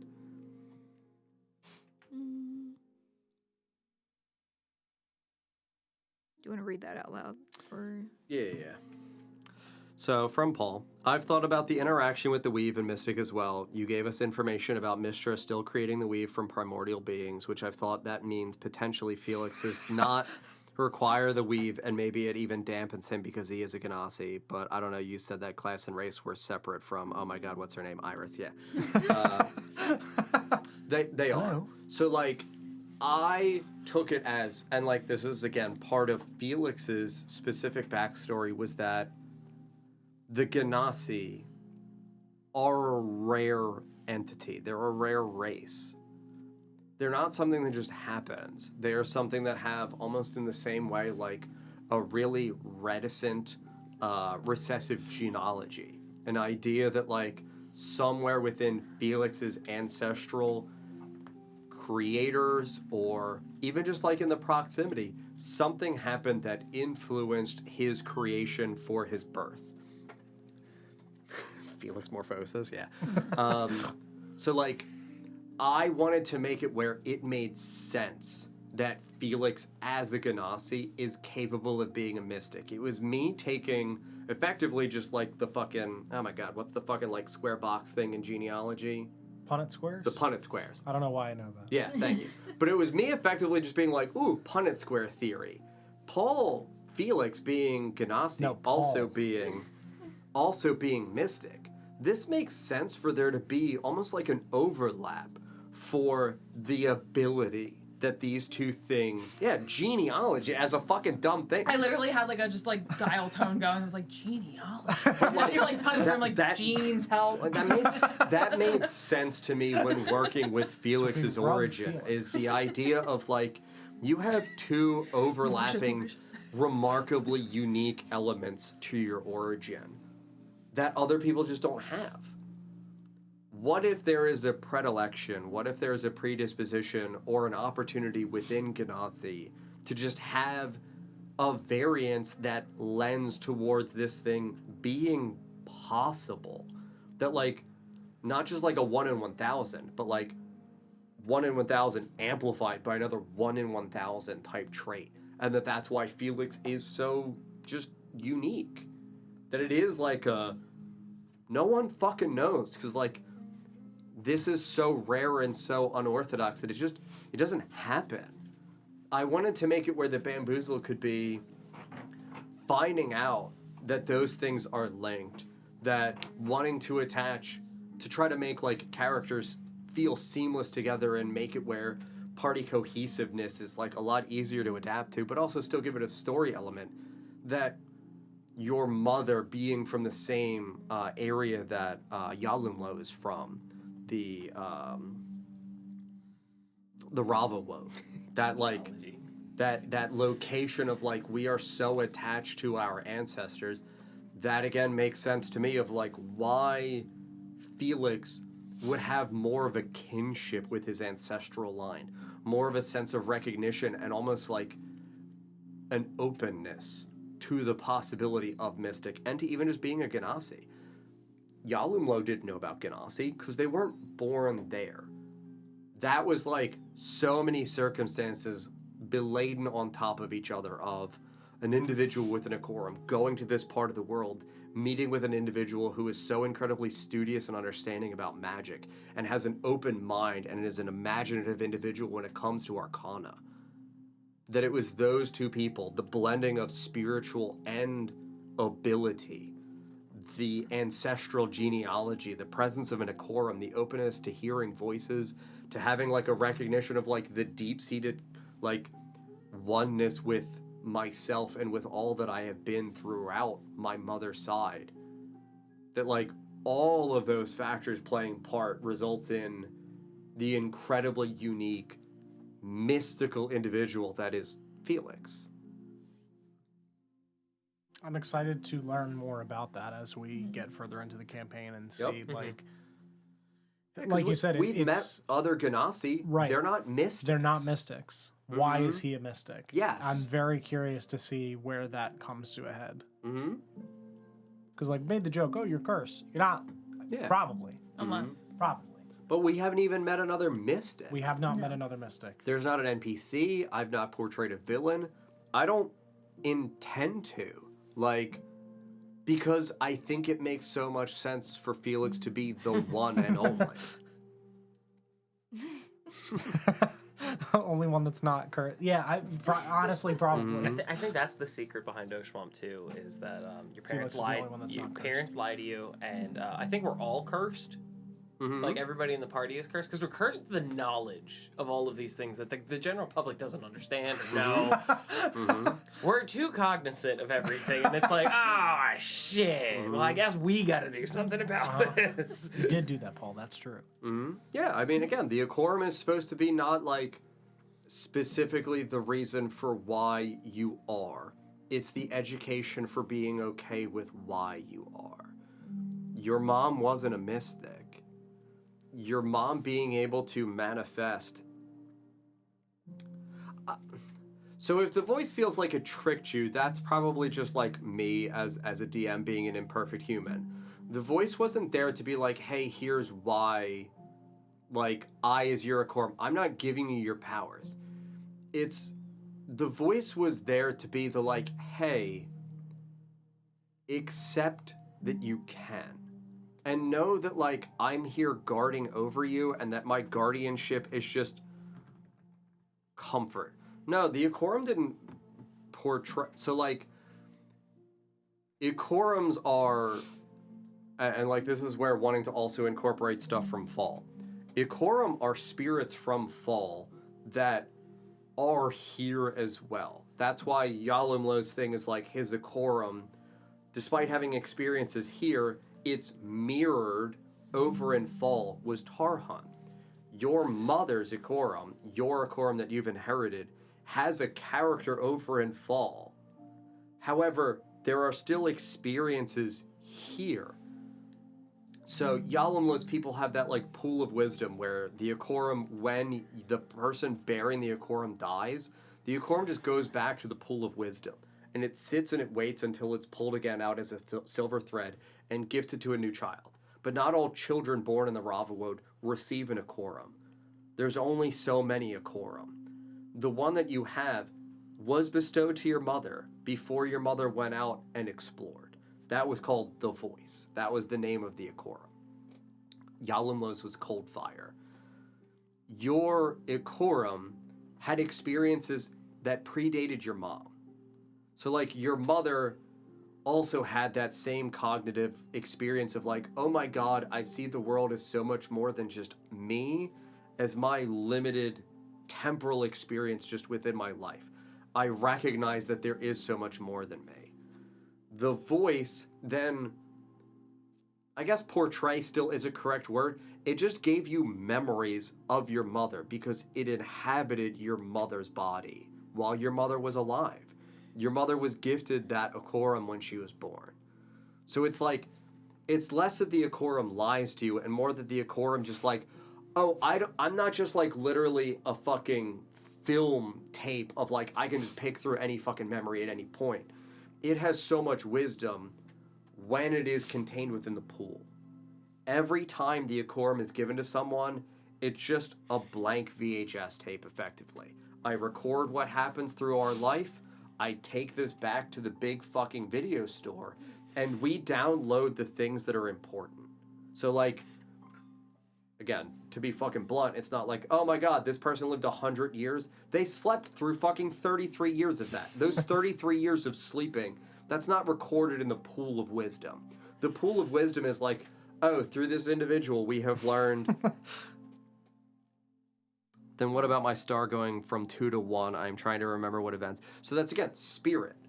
An Ikorum is a spirit. I use spirit and soul almost interchangeably because to me they are effectively the same thing. So, like, that spirit was with you. That, because you now have recognized, that was me, honestly, kind of looking at, like, this is a time frame in which I'm anticipating Lawrence leaving the campaign in a way of trying to keep things focused on things that people are interacting with in a way that I recognize that they're enjoying. That was me not, like, framing Ikorum out, but moving them from being, like, a consistent focus of the campaign because it's central to Yalimlo's story. Me taking it from foreground, putting it into background, and being like, hey, still there, you had it. It's now no longer just actively manifesting and working with you. Your mother has recognized that you're okay, that you have a grasp of your power and a good sense of, like, almost solace with who you are. That there's almost the expectation that, like, you did verbally say, I'll come visit the pool someday. The Ikorum kind of took that as a, like, you have perfect memory almost, because you can share memory. You'll come back to the pool someday. I'll go. You don't need me. Why record for somebody who's already recording? So, like, trying to shift it from Ikorum centric to story to like Yalimlo's character arc has moved away. The Ikorum that was attached to Nesgrim has also now moved away from forefront. Wiley Felix, whose central character story had Ikorum added in as me working the party together, don't make that Felix's focus. Let that also move away. You have to like kind of do that finagling as a DM from time to time. Well, I also assume so the thing with Ikorum kind of reminds and with the links to like other characters and other souls in Fall. Yeah. Kind of reminds me of in the Tron Legacy movie, the main character's father, who gets trapped in the Tron world, like makes a clone of himself to essentially do his bidding while he's gone. Mm-hmm. They're the same person, but they have wildly different experiences because they are not literally the same person. Yeah. But like you might get some overlap there sometimes.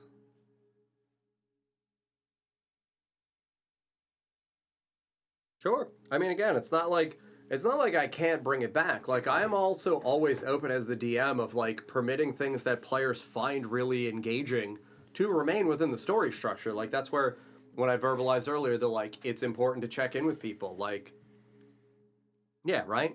Like, I don't want to remove things that people are having fun with. If people are having fun with the thing, I want the thing to be there. Like, I absolutely can find a litany of I can make up whatever the fuck I want. But like, I can have a litany of justifications for why like something happens to Felix, something happens in the environment, or even just like Felix asks and the Ikorum is like, well, I didn't leave. Like, I just hit the pause button because like I thought you were fine. But like, if you want the thing here, I do want people to have fun at the table. Like, that is... Yeah, because that does make sense, too, that it's like, if it is bound to his soul, that it's, like, given at birth type of thing. It's like, no, it literally can't go anywhere. Correct. Yeah. Not until Felix dies. Which it's like, if he was downed and brought back to life, then maybe. Absolutely. Maybe it would be like, no, you got this. You don't need me anymore. I'm out. Yes. It is kind of a Sunborn situation. Correct. Sunborn. Sunborn. Yeah, Friday/Jarvis. Yeah. I do love that. Paul just wants to be all of the Avengers wrapped up into one person. Can't blame him. They got fucking sick-ass powers. I know. He is green. Yeah. Yeah, you didn't think about that? You didn't think about that? Green like the Hulk, and then you got like a Jarvis, and then you're also like Doctor Strange, who I know technically isn't an Avenger, but we're going to pass Is right he past worthy of the guns? Yeah, even that. Like, the fucking presence of guns. Like... Can I change to blue or like red? Worthy on tombstones. Great. Yeah. It's fine. It's totally fine, right? That's assuming you're going to get a tombstone. I know. You now have one. Yeah, I have one. Yeah. Uh-huh. Not fully Oh, accepting yeah. of it, but yeah. That's as is for style. It's Not a problem. I'm not going to face this thing. Yeah, zero We're gonna be deaths. cemetery Hashtag zero buddies. Yeah. No. Roommates. No. You're gonna be in. Well, You're going to get buried wherever the hell you would like to get buried. No, I gotta get buried in the big old You don't mausoleum. gotta do anything. That's fair. Agency is a hell of a joke. Yeah. You, on the other hand, buddy, what did I say? No agency. It's Yeah. funny. The thing that you said about like, it's nice that it feels like some things are like retellings because of lore. The whole thing with the stream as a whole, which like we've talked about, is it's a like meta thing of like us sitting here playing the game is, if you zoom out, we are people sitting in the tavern retelling stories of things that have already occurred. That's why it's the Wanderer's Hideaway Tavern. Yeah. We are literally retelling things that have already happened. Like that's the not Yeah, the what joke, but that's the Yeah, like the lore. that's the like That's stream lore. Yeah, that's Yeah. the lore. So when we sat down and it was like, let's build the tavern out, and I wrote that like that intro dialogue for the tavern for that first video, and it's like Pippin is the one who is a druid who stumbles into an abandoned tavern. He finds this building empty. He stocks the shelves. He picks his own personal ale. He makes this tavern into a place again. and heroes start naturally showing up. Travelers start naturally showing up, and it becomes the Wanderer's Hideaway. So, like, to me, my headcanon has always been that this is its own crystal sphere. Yeah. This is its own little universe that Pippin sits here and watches over, that people get to come in, share a drink, and tell the stories about these grandiose adventurers that they've heard on their journeys. Yep. So, like, that's why I always joke about, like, they're all connected. They are all connected. I try to portray that in the game, in the story, of having Fall and Oshuamp quite literally bridged fucking together. But I also laugh because, like, I have quiet nods to Adoris and Setendor.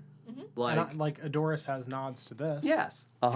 Like, I love the thought of it being quite literally that. If you just pulled the lens out from us a little bit further, it's just we're telling the stories of these people that we've heard about. We just got the cameras It's like all set. books We in a can't pull back. library. Yeah. You'll see all the chords.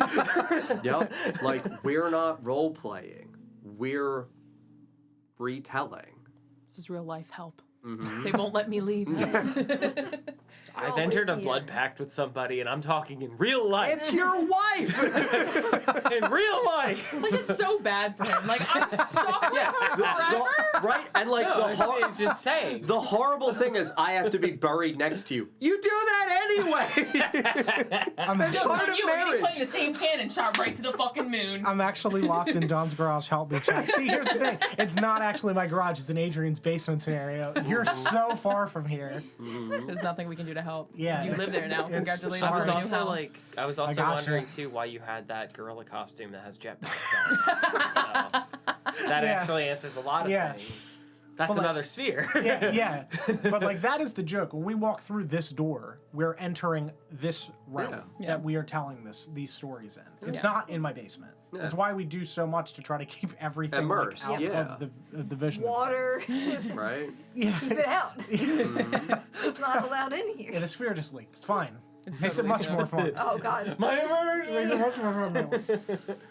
It's been 74 years since I was first in prison here. Yes. Well, I mean, that's even where, like, trying to keep all the external sounds out, like, you know, even in the aftermath of the flood, talking about, like, the additional dampening of the rugs and stuff in here now. It's like, Also, chat, we got rugs. We got It- rugs. we got it rugs. does, You can't see it it. does Oh, help we have rugs. feel Oh, like this is a awesome. contained space. yeah. I remember when we first built it, even just walking in here, we literally all stopped and went, oh my God, like, I do feel, like, transported. Like, this is so from, like, all the ability that we can to make this a show, still for us in here, so immersive. Well, and we've Not come to- so far from that. We didn't even have like the vines and shit on the Yeah. walls. Uh-huh. And not to break everyone's heart, but outside of this room is the rest of our house, Mm-hmm. and it's just kind of a house. House. Well, I told you guys the story before. So I was watching your stream before I had met you guys Yeah. or anything like that. And when we were hanging out with Tom, Tom would go, "Oh yeah, I'm going to the tavern to go hang out with my friends." And I remember seeing pictures in here, and I was like, "There's a bar out here." I was like, "Yes, that's so cool." I'm like, "What bar is that?" And he's like, "Oh, it's like in a basement." I'm like, "The basement of a bar?" John, new plan. Right? I'm No, like, the "Holy-" basement of our Well, and then I house. found out, and I was like, "That's even cooler." I'm like, "You have it in your home. You don't even have to leave nor pay." Yeah. I mean, I'm not maybe wearing mortgage, but, like, shoes. bills. It's Right? great. Mm-hmm. In theory, you didn't even have to wear pants down here if you wanted to. Nobody would know. No one would know. I mean, No, everyone I never knows do. we're with And that would be weird. I'm We won't. We do wear pants. gentle. Not great pants. We're starting a GoFundMe. Was also Go fund me. Yeah, We don't have We need pants. to raise now. money. So Please. low. We gotta raise money for more bone pants. We need bone. Everyone here needs bone pants. We have to buy tickets to Six Flags Great Adventure every time. we To buy buy bone pants. It's the only ones that fit. Well, I just love that, like, even the little stuff that, like, we've put up, you can feel the memories of the things that we've done in Yeah. here. Down to Well, the, you like, can see this shelf now, which has all of our little trinkets. Yeah, So that's it's- just all the There's- old characters there's from trinkets past up campaigns. Over here. yeah, over there. But Yeah. even down to And the, then like, there's I can trinkets still hear here. Paul's screams from when I made him hold the wood Or on the there wall were as I those- shot it in with a nail gun. I can Right. still hear those screams. Those It's baked ones- into the wood. No. There's the Pants bloodstream there. from where you went through his hand. So. Yeah, yeah, It's yeah. just out of the shot. You can't see it. This this shelf here is. I will say I love needed to putting borrow up the swords. I think the swords Yeah. are It really adds cool so addition. much These to are the our Yeah. swords. Like that's actually Trying to Sting. take my hand. I just Like need to that's borrow it. actually Don't worry from about the it. movie. We never shared our engagement photos, but these are the swords that we use Yeah. for our engagement photos. And like the stuff on that shelf are little like trinkets Little from campaign previous trinkets. campaigns. And There's T.U. Ertl with his hat, his T.U. adventuring hat. We've got the little pumpkin that we use as a placeholder for a campfire at some point. Yeah. Also the It's also cognitive the pumpkin that- it's also the It's pumpkin that shared as Sarah spoke existential to. dread. Oh yeah, Do you take sword Wait. donations? I'm gonna go If back it's in a- time. For you, yes. For random people, no, Please don't because send I don't us have a place to swords. send it. You can. Please I don't. trust you. we have a PO box. Do not send swords to the PO box. Yeah. You can. I'll find a place. I don't think the postal service would be. They wouldn't be happy about it. The PO box person will hate you if you get a They already do. I need another excuse. Let's go, bud. quick like, question for the group about the last combat. Mhm. Shoot. For us All alone. ears. Also, to go back in time to favorite NPC, it's the pumpkin. It's always been the pumpkin. Right. You take soul donations? Yes, of course. I Obviously. was gonna say, Chell, do you have a favorite NPC so far? So I know I jokingly said, well, not I didn't even think it was jokingly. I really did like T.U. Ertl because the idea of like being able to see like a role model, and also it's a turtle in a hat. Like, I know, right? You kind of can't go wrong. And then he was just like this, like I feel like he's the first truly like either good or neutral character we've come in contact with. Like no ill will, no, like it's just like I'm here, I exist, and occurred to me you called him a role model. It's like what do turtles do on their shells? I just also appreciate that your role model and that the character that you're ascribing is good or neutral is the spirit of death. It is though. It had to I be. know, but, otherwise we wouldn't trust exactly. him. Like that's why I appreciate that. That like, oh my god, I see him as truly so neutral. A few of you were hesitant to attack the elven skellies. Why? I definitely get not wanting to engage Laverna because scary. I think it was down to, well, for Thariel and Ritora, these are they're Eldrin, like they're ancestors, perhaps, and also like we came in and disturbed their place. I don't think it was necessarily immediately appropriate to jump straight to Destroy them. hostile. Yeah. Was this a misunderstanding? Yeah, Like, because that again, just for clarity's sake, for 6-7 months ago, it was they only rose from the graves once the mausoleum doors opened. Yeah. They were in the graves until then. I think for that same reason is why Ether tried to point out that hey, we're friends of these people that you might be friends with. I don't you want called out that I'm the queen, and you're like, Yeah. we know Melithel. Yeah, I don't want to kill the remnants of whatever souls are still bonded here if they are friendly with the people we're friendly Yeah, with. you As guys- soon as it you was guys could apparent just go back to they were sleep, not, yeah. then it's all right. Yeah, this we're is- not when here to yeah. rob. We're not here to loot. We're, Yeah, and we're here that's- to find answers. That's where it. Ether says, because again, I reiterated the shadow point within the skeletal structure. You were like, hi, Laverna. Because, Yeah. absolutely. Laverna is what has corrupted their burial ground. Yeah, also Ether at the time terrified of Laverna. Yeah.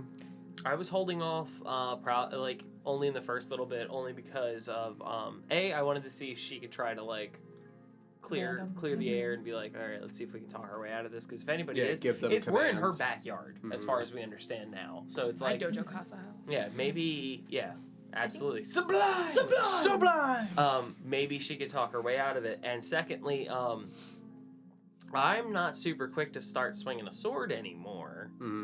Because I was like, yeah, don't worry, I'm big and strong and not scared of monsters no more.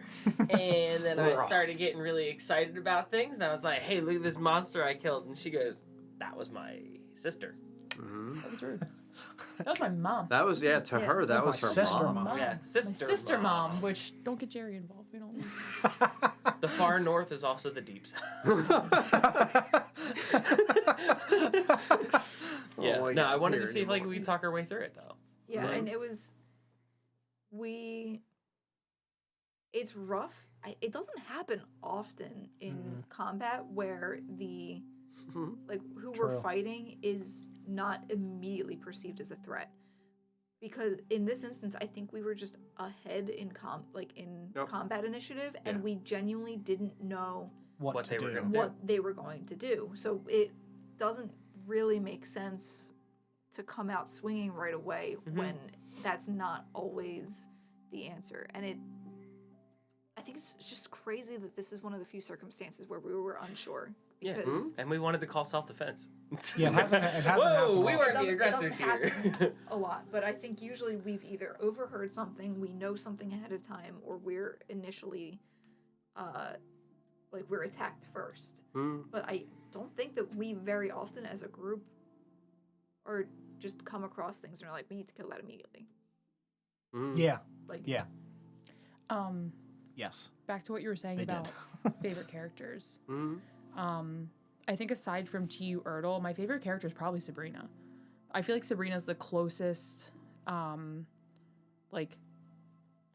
person I see myself in. Like, has, always been, tried and true, had my back from day one. Like, even when she was corrupted, I was still able to, get through to her and be like, you're still in there, I still have faith in you. And, also seeing the way that, the world has kind of, trampled on her in the same ways that I have. I think seeing the two parallels is really cool. I also am just the biggest sucker for a tragedy, and knowing that there's going to be some type of tragic ending for her, it's hurting my heart more, and I'm just like, yeah, a little bit deeper, let's go! Again, even in the, the brief conversation that she got to have with Laverna in the last episode, where you guys proposed that, Laverna's a midwife, maybe? Yeah. Even Sabrina coming in and saying and again, that's me trying to make another opportunity of painting both of them in the light of these are complex characters. They're not just fucking monsters. Even for Laverna, it's Sabrina sharing fairly the if you think you can help, tell me, and I'll consider the bargain. Yeah. And Laverna saying sincerely as a midwife, as a person, I can't promise. And Sabrina sharing the if no guarantee, no harm to the baby, whatever evil you might be fearful of the baby possessing, no thank you.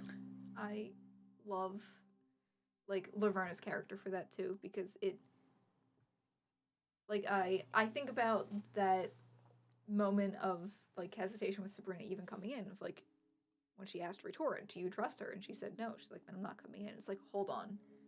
Yeah. Trust isn't the word that I have for her. Yes. But her word is true. Yeah. Yes. She will not lie to you. Yes. And she hasn't. She's never lied to us. She's not a liar. Yeah. But it is the whole omission of truth thing for me, It's and that's where my Absolutely. hesitation comes from. Yes.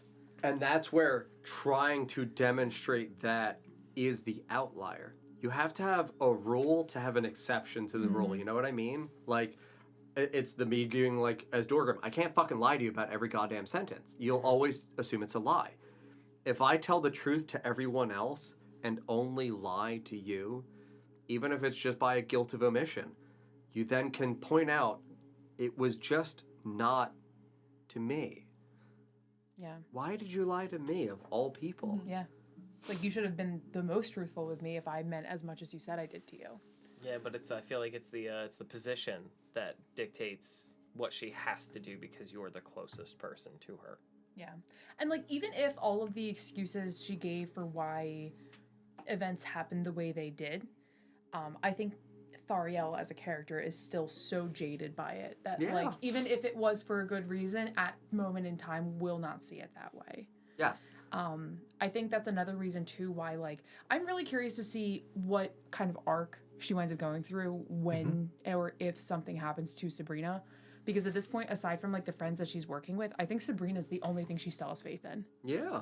Mm-hmm. And that's where, as a sincere thing, it's there is an answer for why Laverna lies to you. Mm-hmm. I think it's important for me as the creator of the character to understand why it's necessary to lie to you. And about what? Yeah. Not about everything. Laverna told you the truth. You are a princess. Yep. That's not actually a lie. When you look back, what she omitted from you, she confessed to pretty blatantly. Why would I tell you that you were built from the bones of your dead ancestors? Why would I burden an innocent child with that knowledge? Thariel is right in her 20s, almost 30s, to say, why didn't you tell me? Laverna almost wants to say, I just didn't have the chance to yet. You weren't old enough that I felt it was safe for you to know. Yeah. The recognition of, but you sent me out at 13 like you abandoned me. Because the person that I left you in the charge of, the care of, she was going to kill you if I didn't. Mm-hmm. When could I have told you the truth? You were gone. Yeah. There is an answer, and there is the like, fuck. Like, I want villains. I want characters that act as antagonists, as individuals that attempt to like, because the antagonist is just the person that is the obstacle. Yeah. The character that is the obstacle for your character's progression, I want that obstacle to make so much fucking sense that it hurts to hear the truth. And that it hurts to interact with it. Because now you are looking at the woman who was your aunt, who is and was more maternal to you than your mother, because your mother was your sister. She was there to watch over you and deal with it. Yeah. Again, I get the whole deep South jokes. I'm sorry, all right? There was not the goal of being like, I think it's gonna go one of two ways. I'm calling it now, and I just want to put it out there. I'm here for both. Again, I love a beautifully well-rounded story. I'm also here for the pain. When said thing happens, I probably will be in denial about it. I'll be like, I want you to hurt me so bad, that's so rude, why would you do that? But I'm saying this now, I'm giving my full consent, I'm ready to be hurt. I have a sneaking suspicion it's going to be the whys I kept asking myself. The answers are going to be given to me. Not that they haven't already been given to me, but the action part of it that I'm like, oh, it all makes sense why she couldn't, is going to happen, and it might just be too late. In the same kind of situation with like Melithel, Melicy, or Harmony, where it's like, I had an opportunity to really connect with my family. I didn't know, and it's too late now. And like the whole her being like, you can go meet your parents. Everyone's like, no, go do that, because like I didn't get the chance to. Like I'm literally getting goosebumps. I know it's gonna happen. Also, I don't know if just to twist the knife a little. Let's go. Bring it if on. you know Sean is a dungeon master. But when I don't even remember if you were at the table or not. Yeah. But one of the last conversations Ritora had with Melicy, Yeah. was about Thariel. And like it was basically just a conversation of like Melicy's telling her like, be careful around her. Something is up, but be nice, like be kind to her. Like She that said, was I don't know why she's here, so I don't recommend trusting her. Be wary, but be kind. The message was, she would have known that her mother was pregnant. She would have known that her mother gave birth to a stillborn child. There should have been a third, and that there never was. So why are you here now? Why do you, who looks like such a young me, why are you here? Yeah. But in the same way that you professed the like, hey, hear everything out, she echoed that. Be kind.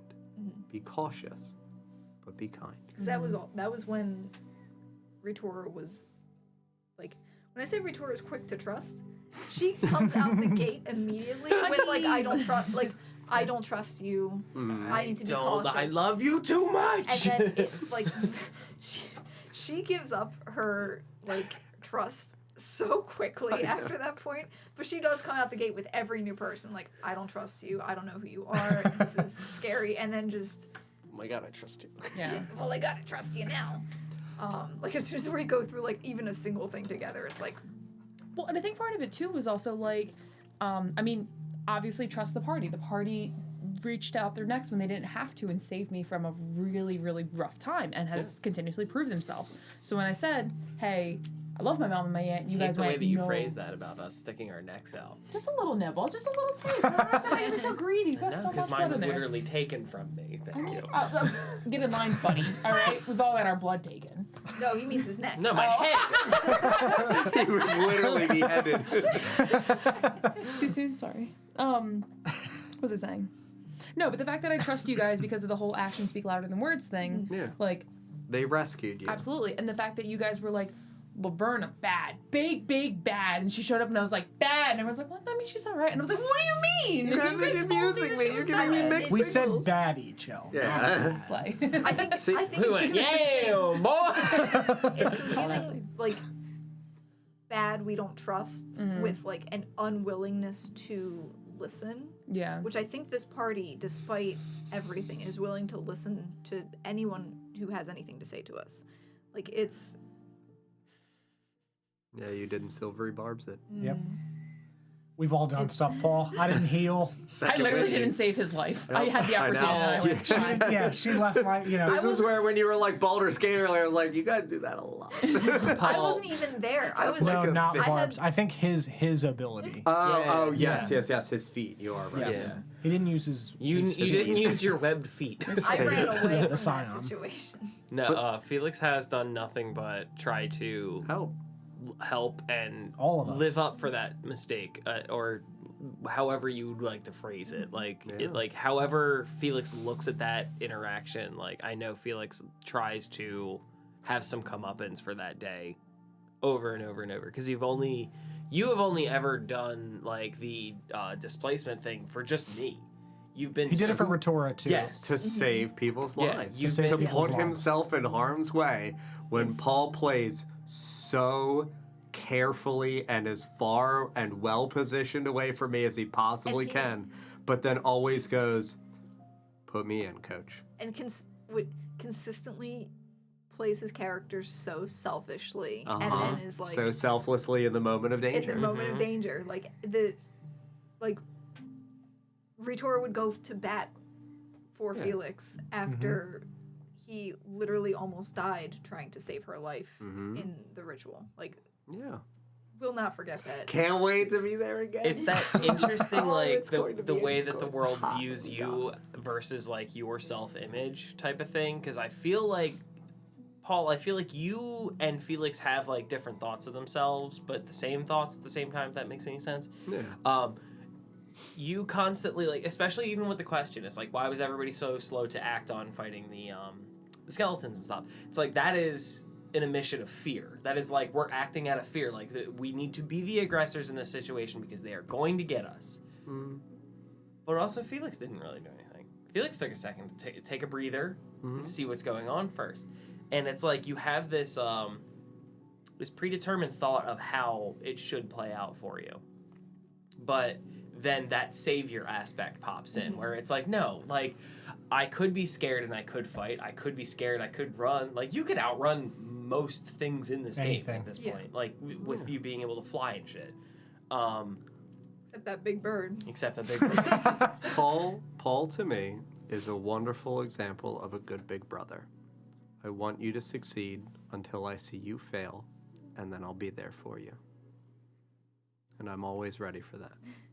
Because that's the I killed him like 7 times. And every single time you were like, kill him again! Don't hurt my baby! Kill him again! No, don't hurt my baby. This is my son. That's my boy! my son. There's also like I feel there's definitely like especially with the big brother mentality. It's Yeah. like there is the hazing period. Get him! Don't hurt him! Get him done. All of Paul's characters have the hazing peried. Absolutely. Yeah. Because like once you That's get past Paul. that point, it's like we're Yeah. cool. Yeah, that is just you. That's not a character. And like that is always where the Paul. we know each other, and like that's the thing that Yeah. makes it so great to play with friends is that you come to know one another so well, and like it's interesting to see where those personality traits and where that like those identifying details of like who you are at your core just naturally emerge like almost incidentally like while playing. Like it is the like What do you like? you like turtles and I was like fatherless. Who you are at your core, in your soul. No, Dad. Daddy issues. Joe, I'm fully expecting that to happen the next time around. So I'm planning for that already. But like, it is the No you know backstory, just the Paul Just Big here's the Brother paper. essence. Like, it is the like, oh my God, give me a mystery or a word puzzle. Like, give me the sweet natured romanceable character that like I can identify and like attach myself towards. That like The cozy. Exactly. Like, give me the cozy, give me the sweet, give me the mystery. Like, it is the give me the moments of being like a meatball, but also let me be the hero. Like, I want to laugh and have a great time with my friends. I also want to be able to like be there for them through thick and He thin. wants to levitate a bread. Right? across Exactly. the town square. I forgot about that. Right? Yeah. Again, there are different things that bring us joy in I life fucking that forgot. absolutely come out through characters. Like, you know, I broke into a woman's house to yeah, fix her 4 door. times. The same woman. Here's some money. I broke your You door. wouldn't leave her And alone. then destroying the doorknobs in a tavern repeatedly. I fixed it. But that's where, like, Happens. you vocalizing, like, you have 1 or 2 ways you think it's going to go. Know that I, as the DM, see that. And I will always find the 3rd way. I'm here for it. I'm here for it. Like Because that's what I feel like I owe. yeah. Like, when we always talk about, like, the social contract of I want to provide a story, I want to take the things that you give me, but I want to give you more. I always want to give more. Because I, as a writer, have that insatiable urge of, like, there is greater depth.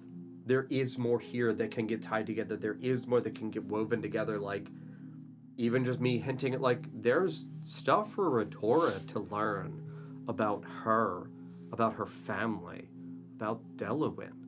Like, this is not just Thariel.arc. Like, this is Eladrin.arc. And We've had problems with them. exactly. And, like, it's the consequence or the convergence of so many things that would lead me to why. Insert the word. Why would these things be a complication for Eladrin specifically? And how do you two convey that as characters in your own unique way? How do you convey, I come from neutral, I come from that, I need to make a decision? And how do you go, I need to be neutral, I need to listen? How do the Eladrin both convey each of those things specifically, and how do they result in the fall of a kingdom? How do I make that happen? Because I have to share both sides of the story. I have to combine each of your perspectives, because you're neither of you right, neither of you wrong. Both of you are just people, but you are people that are reflective of your family. Yep. So it is the like you can Getting it tattooed. you can have that like anticipation of like I know I'll have a moment with Laverna. Absolutely, you will. It is the moment that I want for you based on what I think you want from the character, but with just a little bit more added in, a little bit more of Salt and pepper.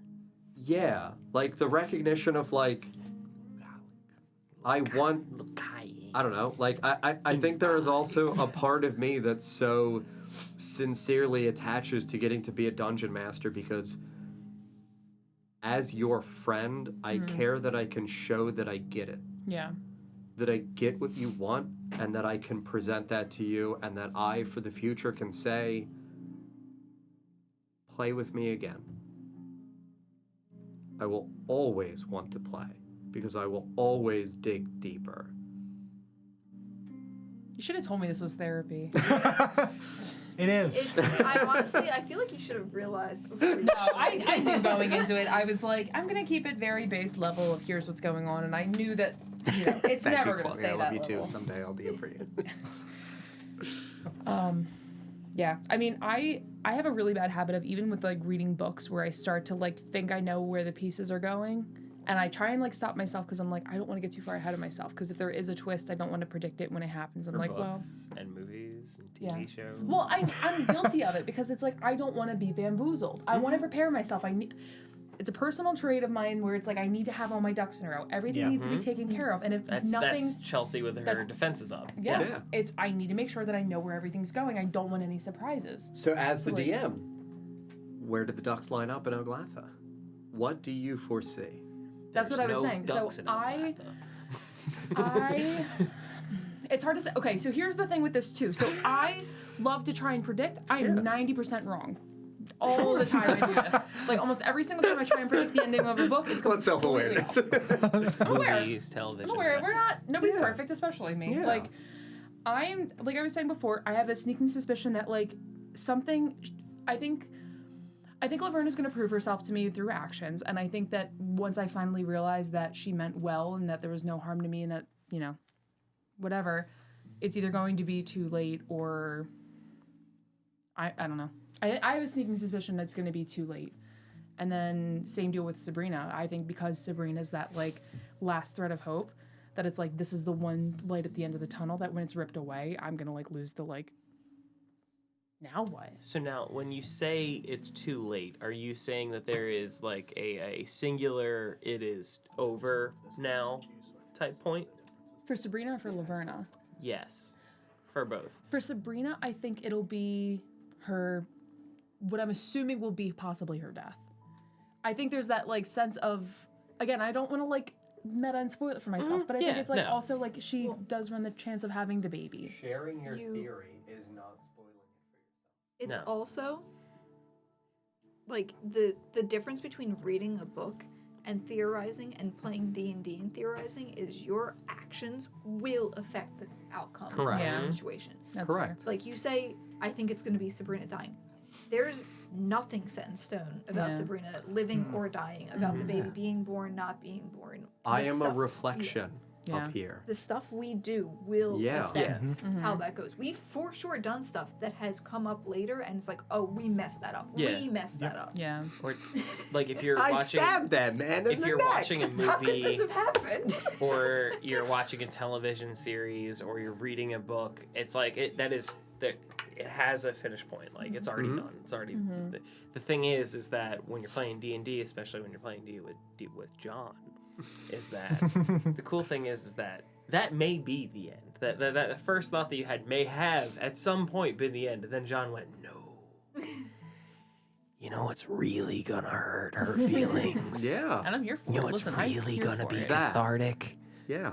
I'm changing it. I support Well, it. Listen, I do. You could say one thing. Obviously, there's the history of the world, which is, I don't want to say set in stone, because John is welcome to change anything whenever Yeah. he wants. Oh, I've But changed a he's- shitload of I'm stuff. it's no longer. But at the same Yeet. time, he's had documents that are 5 years old at this Yeah, point. that I've literally pulled up and been like, 2019, John wrote this, and it's like, we just said that in 2022, and it's like, yeah, guys, I've been waiting for 3 years, like, Yeah. sick. But Barry, yeah, It's Barry didn't Barry. exist. we willed him into existence. Yeah. Yeah. But you could also say something that John is like, That makes sense. Yeah. Felthul with Ether. That made sense. That was John in the moment recognizing I'm having a conversation with this man who has confessed to using the last remnants. Oh. We definitely followed you. Shit. Okay. Does that, in my mind, ruin Ether? No. I think it makes it a consequence that is unintended. And, like, that's always where I'm like, I have a billion fucking gears going at all Yeah. times, because I'm like, oh my god, evaluate the judgmental decision that you're making in the moment so you make sure that you don't ruin your friend's character. Can you justify it? Yes. Does it feel bad for Don? Yeah. Does it spoil Ether? No. Is it a good revelation for the character to promote some kind of positive growth? Yes. Does it make Felthul and the characters kind of suspicious? Yes. Does that give something for us to interact with as characters? Yeah. Can something else develop from this conversation? Yeah, we can talk about arcane foci, and I always try to make sure that I make, like, +1 weapons or magical items make sense. Can you build on your lore? Yeah. It doesn't hurt your friend. It's good. It's story-driven. Do it. And it informs Exactly. a big piece of his backstory. And Yes. the world. Yes. Like, in the same way for you now, Laverna and Laverna's story, her opinions and her feelings towards the things that have happened to her, those are set. But her future is not. And that's what Sarah's saying. What you do will determine, is it too late? Yeah. I don't know. None of us know. I know in my mind that I trust future John to see what is happening and to figure out in that moment of improvisational opportunity to say, here's Laverna's moment. Here's her moment maybe with you. Here's her moment maybe against you. She is not good, bad. She is. She just is. She has her love towards you, which is however you might interpret or have your own personal feelings about it as any of the players at the table, any of the individuals in the audience, or you, the person who that love is directed at. Paul. Demon Lady Bad. Demon Lady Bad. But I appreciate that now, just in some fragments of conversation, we have gone from Don telling me all the time, fuck Laverna, to I don't hate Laverna. I hate the Night Mother. But I don't hate Laverna anymore. Yep. I'm happy with that. I'm happy that the character has already experienced change in the perception of at least one player, possibly more, and that there is still now groundwork for so much more going forward. Yep. But that's why DMing is so tiring. At the end of the night, it's just like, Yeah, because I just ran through 1,000 decisions in my head for every interaction. It's That's so just being tiring. a creative in general too. Yeah. And Yep. that's it's something that you that's where the burnout comes from. Is that it's like, no, I've answered every situation that could possibly come up in the next 20 minutes 1,000 times over, and all the different A, B, C, D, Y, and it's torment. It's absolute awful nonsense. Yeah. Which is why you got to go get fast food afterwards. I'm a doctor. It's also so much though that I love it. Same. I love it so much because Respect the grind. there is Even the in my moment of I look back at the number of times not to call anybody out at the table, but to get to make people cry. You're called. I looked down, Yeah, and Shell and I both felt it. and then I looked up, and you spoke. Yeah. Not on me. But then you said not to call anyone out of the table. We know who you're calling Listen, out you of the can't table. see it on camera. There's Paul no, and I there's both no cried. I was Yeah. gonna say there's no direct call out because everybody who Everyone's sits at this cried. table has cried Cried. on camera. Yes. We have it. Don, Paul, and I all cried at the ending of Fall because fuck. A thing that we love ended. And we didn't know what the future held for us. That's just human nature. I love the opportunity and I cherish to get to promote the opportunity for us to feel things. Because that is at the heart what we are just trying to do here. Not all of the feelings are going to be just laughing at the fucking litany of dick jokes and dadless jokes, or dickless dads. I get it. I'm looking here and I'm like, camera. I'm like, There's no. But there is such a litany of emotions that we get to feel. Hashtag finals. That this is our space. This is our space to get to entertain those and to get to explore them and to feel them in healthy ways. I remember you in the car ride back from fucking wherever the hell we were. One of the car rides. Yeah, one of the many car rides. rides we've been on. But you were when you feel your emotions when you're a DM, do you feel them deeply in your body? And that's another part of the burnout for me, is that holy shit, I cite Corin's feelings towards fatherhoods and things as something I've personally experienced something comparable to, but even Laverna sharing to you, no, I loved you and I cared for you and I raised you to the degree that I could. I feel that when I say that as that character. When Sabrina gives up the like, I let him take me Yeah. so they could set you free. I Like- feel that. Yeah. I think that's honestly, like, not to dive into the whole, like, therapy session, but I think that's why I enjoy the, like, why I find it so cathartic, the reading and watching sad movies and, you know, experiencing sad role play is, like, it feels like it's a healthy way of feeling those emotions. It's not like, sure, my therapist will argue that I should face these problems head on and deal with them in my real life. Diane, But you're a sweetheart if you're Diane, I watching. love you. Don't talk about that text message I sent you that one time. It's totally fine. And It's a learning other Diane. process. But it is. though. It's a way of like facing the emotions kind of head on and feeling the emotions without feeling like it's like throwing yourself headfirst into your Yes. own scenario. It's like, Yes. okay, if I can feel that here and know that I'm okay, Maybe it's safe to then feel maybe it. it's safe to Yes. feel that there. And I think that's why I like find so much catharticism in like experiencing that. It's like, okay, cool. Can pull up my bootstraps and be like, that was sad, and I'm still good to go. It has helped me so much with grief. Yeah, Personally, with absolutely. grief, it's the, oh God, I am sad. There is no longer a mask through which I can veil that sorrow. I'm sad about this thing that happened. And that I can feel the sad, I can live in and through the sad and recognize that that sadness is a part. That sadness represents a time. Not all, not only, but that it is. Okay. It is where it is in my life, in my mind, in my memory, and in my heart. And if I want to look back on it, I can. If I want to re-experience it, I can. But that I can do that in a way that I am here. Not all of me. Just the here part.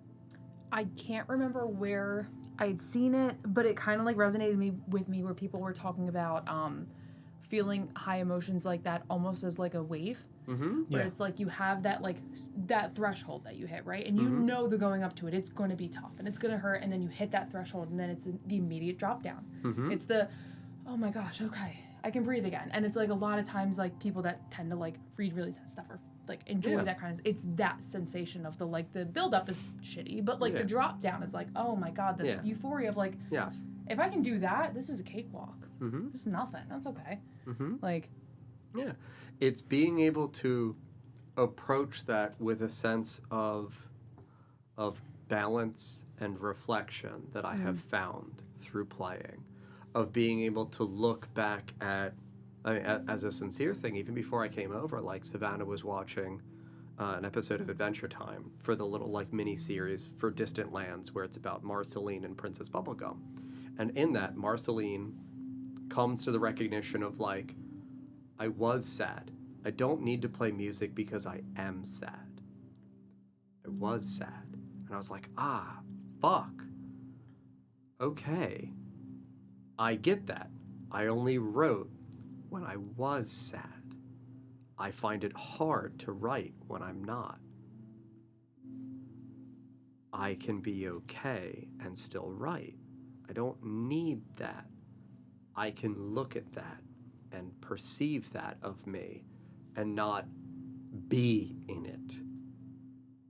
That's come from D&D.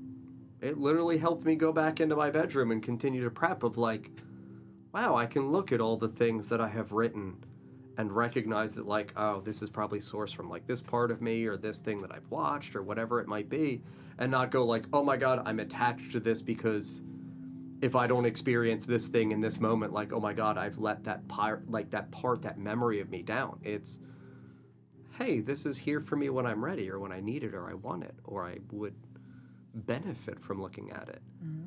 That I can look at the things that I have experienced through my life and recognize that all of the pain and suffering has built me into the person that I am, and that I can be not grateful for it,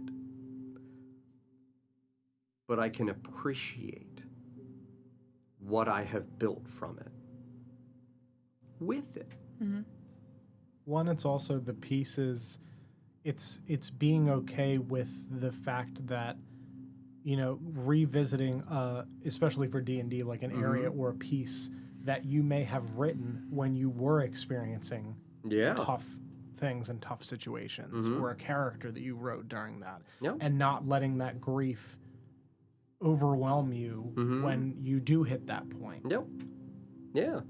Like, I have been very direct about, like, Olaf was a character within Orvigo that, like, I had written attached to Kelsey's character. Yeah. That was a character that was, for me, difficult to enter into the headspace of because that was a John that was experiencing a breakup of a relationship. And that Olaf is always viewed through that lens. But that now I can look at Olaf and I can go, look at that character arc. Look at the experiences that character had with Flint, with Chessa, with Minerva, with Crom, with Stalk even. Look at what that character was able to explore, to express, the opportunities that he shared, the moments that he nearly died, the moments that he was heroic for people that he professed he didn't care about. I can see that perspective and I can see that arc. And I can go, that's an interesting character. And that character helped me through an emotional time in my life. And I'm happy that that happened. And I can appreciate given the chance to experience that. That's where, like, I will always want to play because we're people at the end of the day. We will always be experiencing things. It won't end. None of it will end. You have to become adaptable and resilient. And this is just training for that. And it's incredibly helpful for me. And I'm glad it is for you guys. Yeah. I get sad when we don't play D&D. So do I. Same. Like- I literally told Savannah, I was like, man, 6 months of not playing D&D, it's really made my depression fucking worse. I feel dead inside. Like, oh my God. I need my complex problem solving. Yeah. For a person that's not me. You know, somebody who gets 8 hours of sleep at night, gets 3 square meals a day. Right? Like it's Force has got the fucking life. Right? And he's like fighting God. Yeah, right? Is around his friends 24/7, gets to talk about whatever we're doing all the time. He's got a job. And when he wants one. When he wants one. He doesn't need a job. He can show up whenever he wants. He can do the work. Actually, that's not it. I was gonna say that's exactly not what true. Glenn.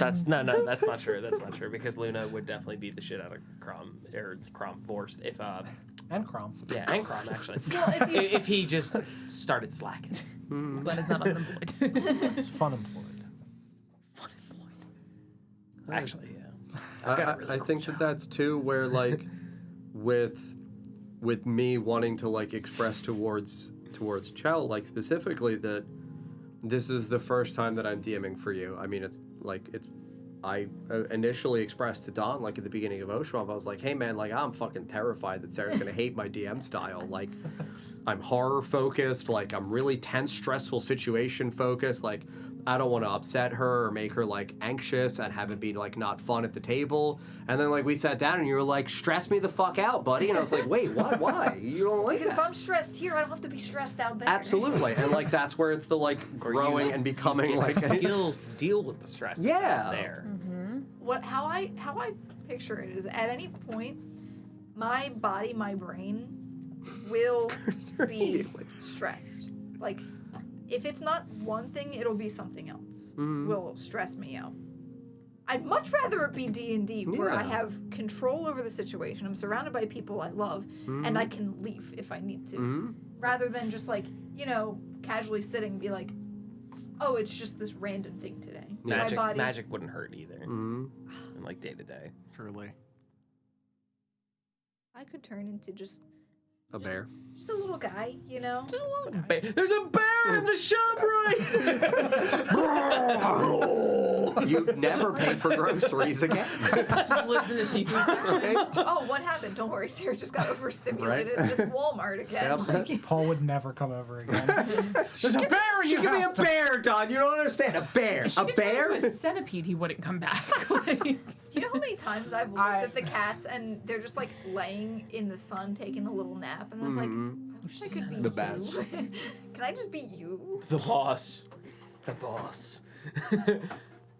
No, it's like anytime I see Ruben wrapped up in his king-size blanket. My dog has a king-sized microfiber blanket that he rolls himself up in.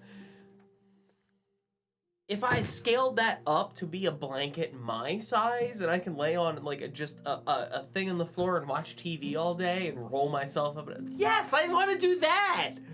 He does deserve it. He does deserve it. He does. does. He is the boss. Ruben is the boss. He's a sweet, kind boy. A sleepy man.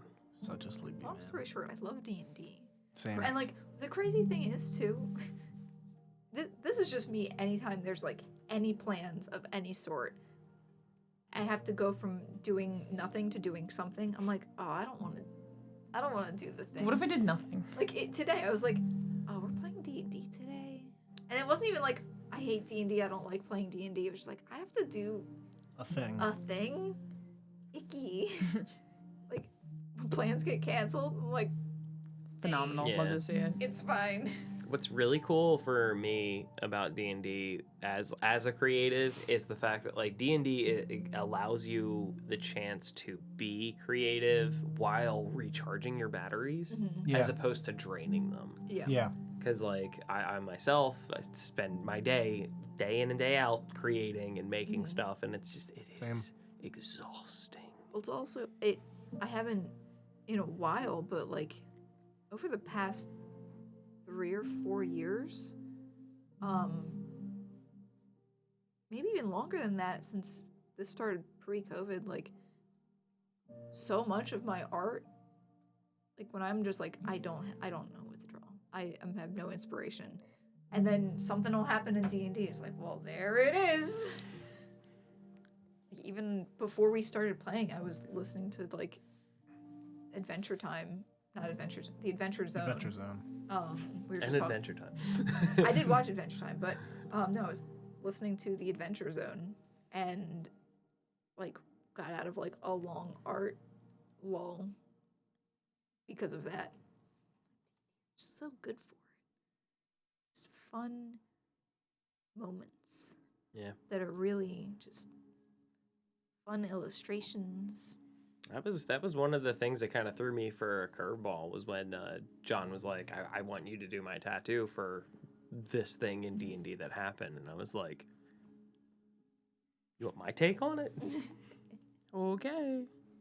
You want me to draw something that happened in a game that we played? And yeah. And put it on It's your like- skin forever.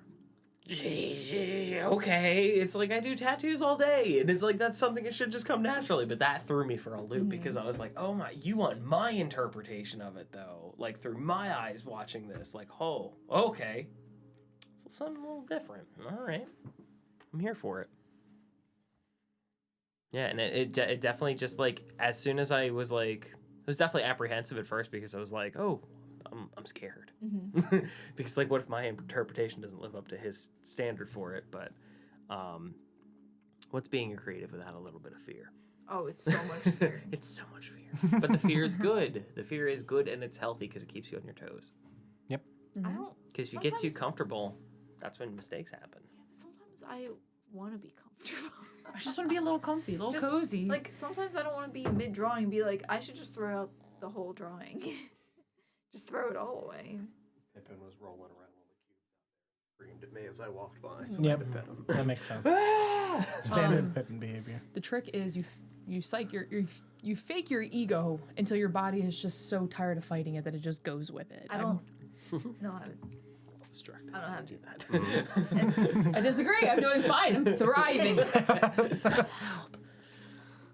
No, but I mean, you tell yourself enough times, you eventually start to believe it. I mean, you don't have to be like, I'm going to be in a museum. I'm the next Picasso. But you could just be like, I mean, this is all right. I think I the like this. problem is like I have the ego when I'm not actually doing the work, but then as soon as I sit down to do it, Yeah. my like what I can do does not match the ego that I had prior. And I'm Gaslight like, yourself. Yeah, gaslight yourself. Honestly, though, yeah. Yeah. A little bit. A little bit. Just a splash bit. of gaslight. I try to ask myself, who am I looking to impress?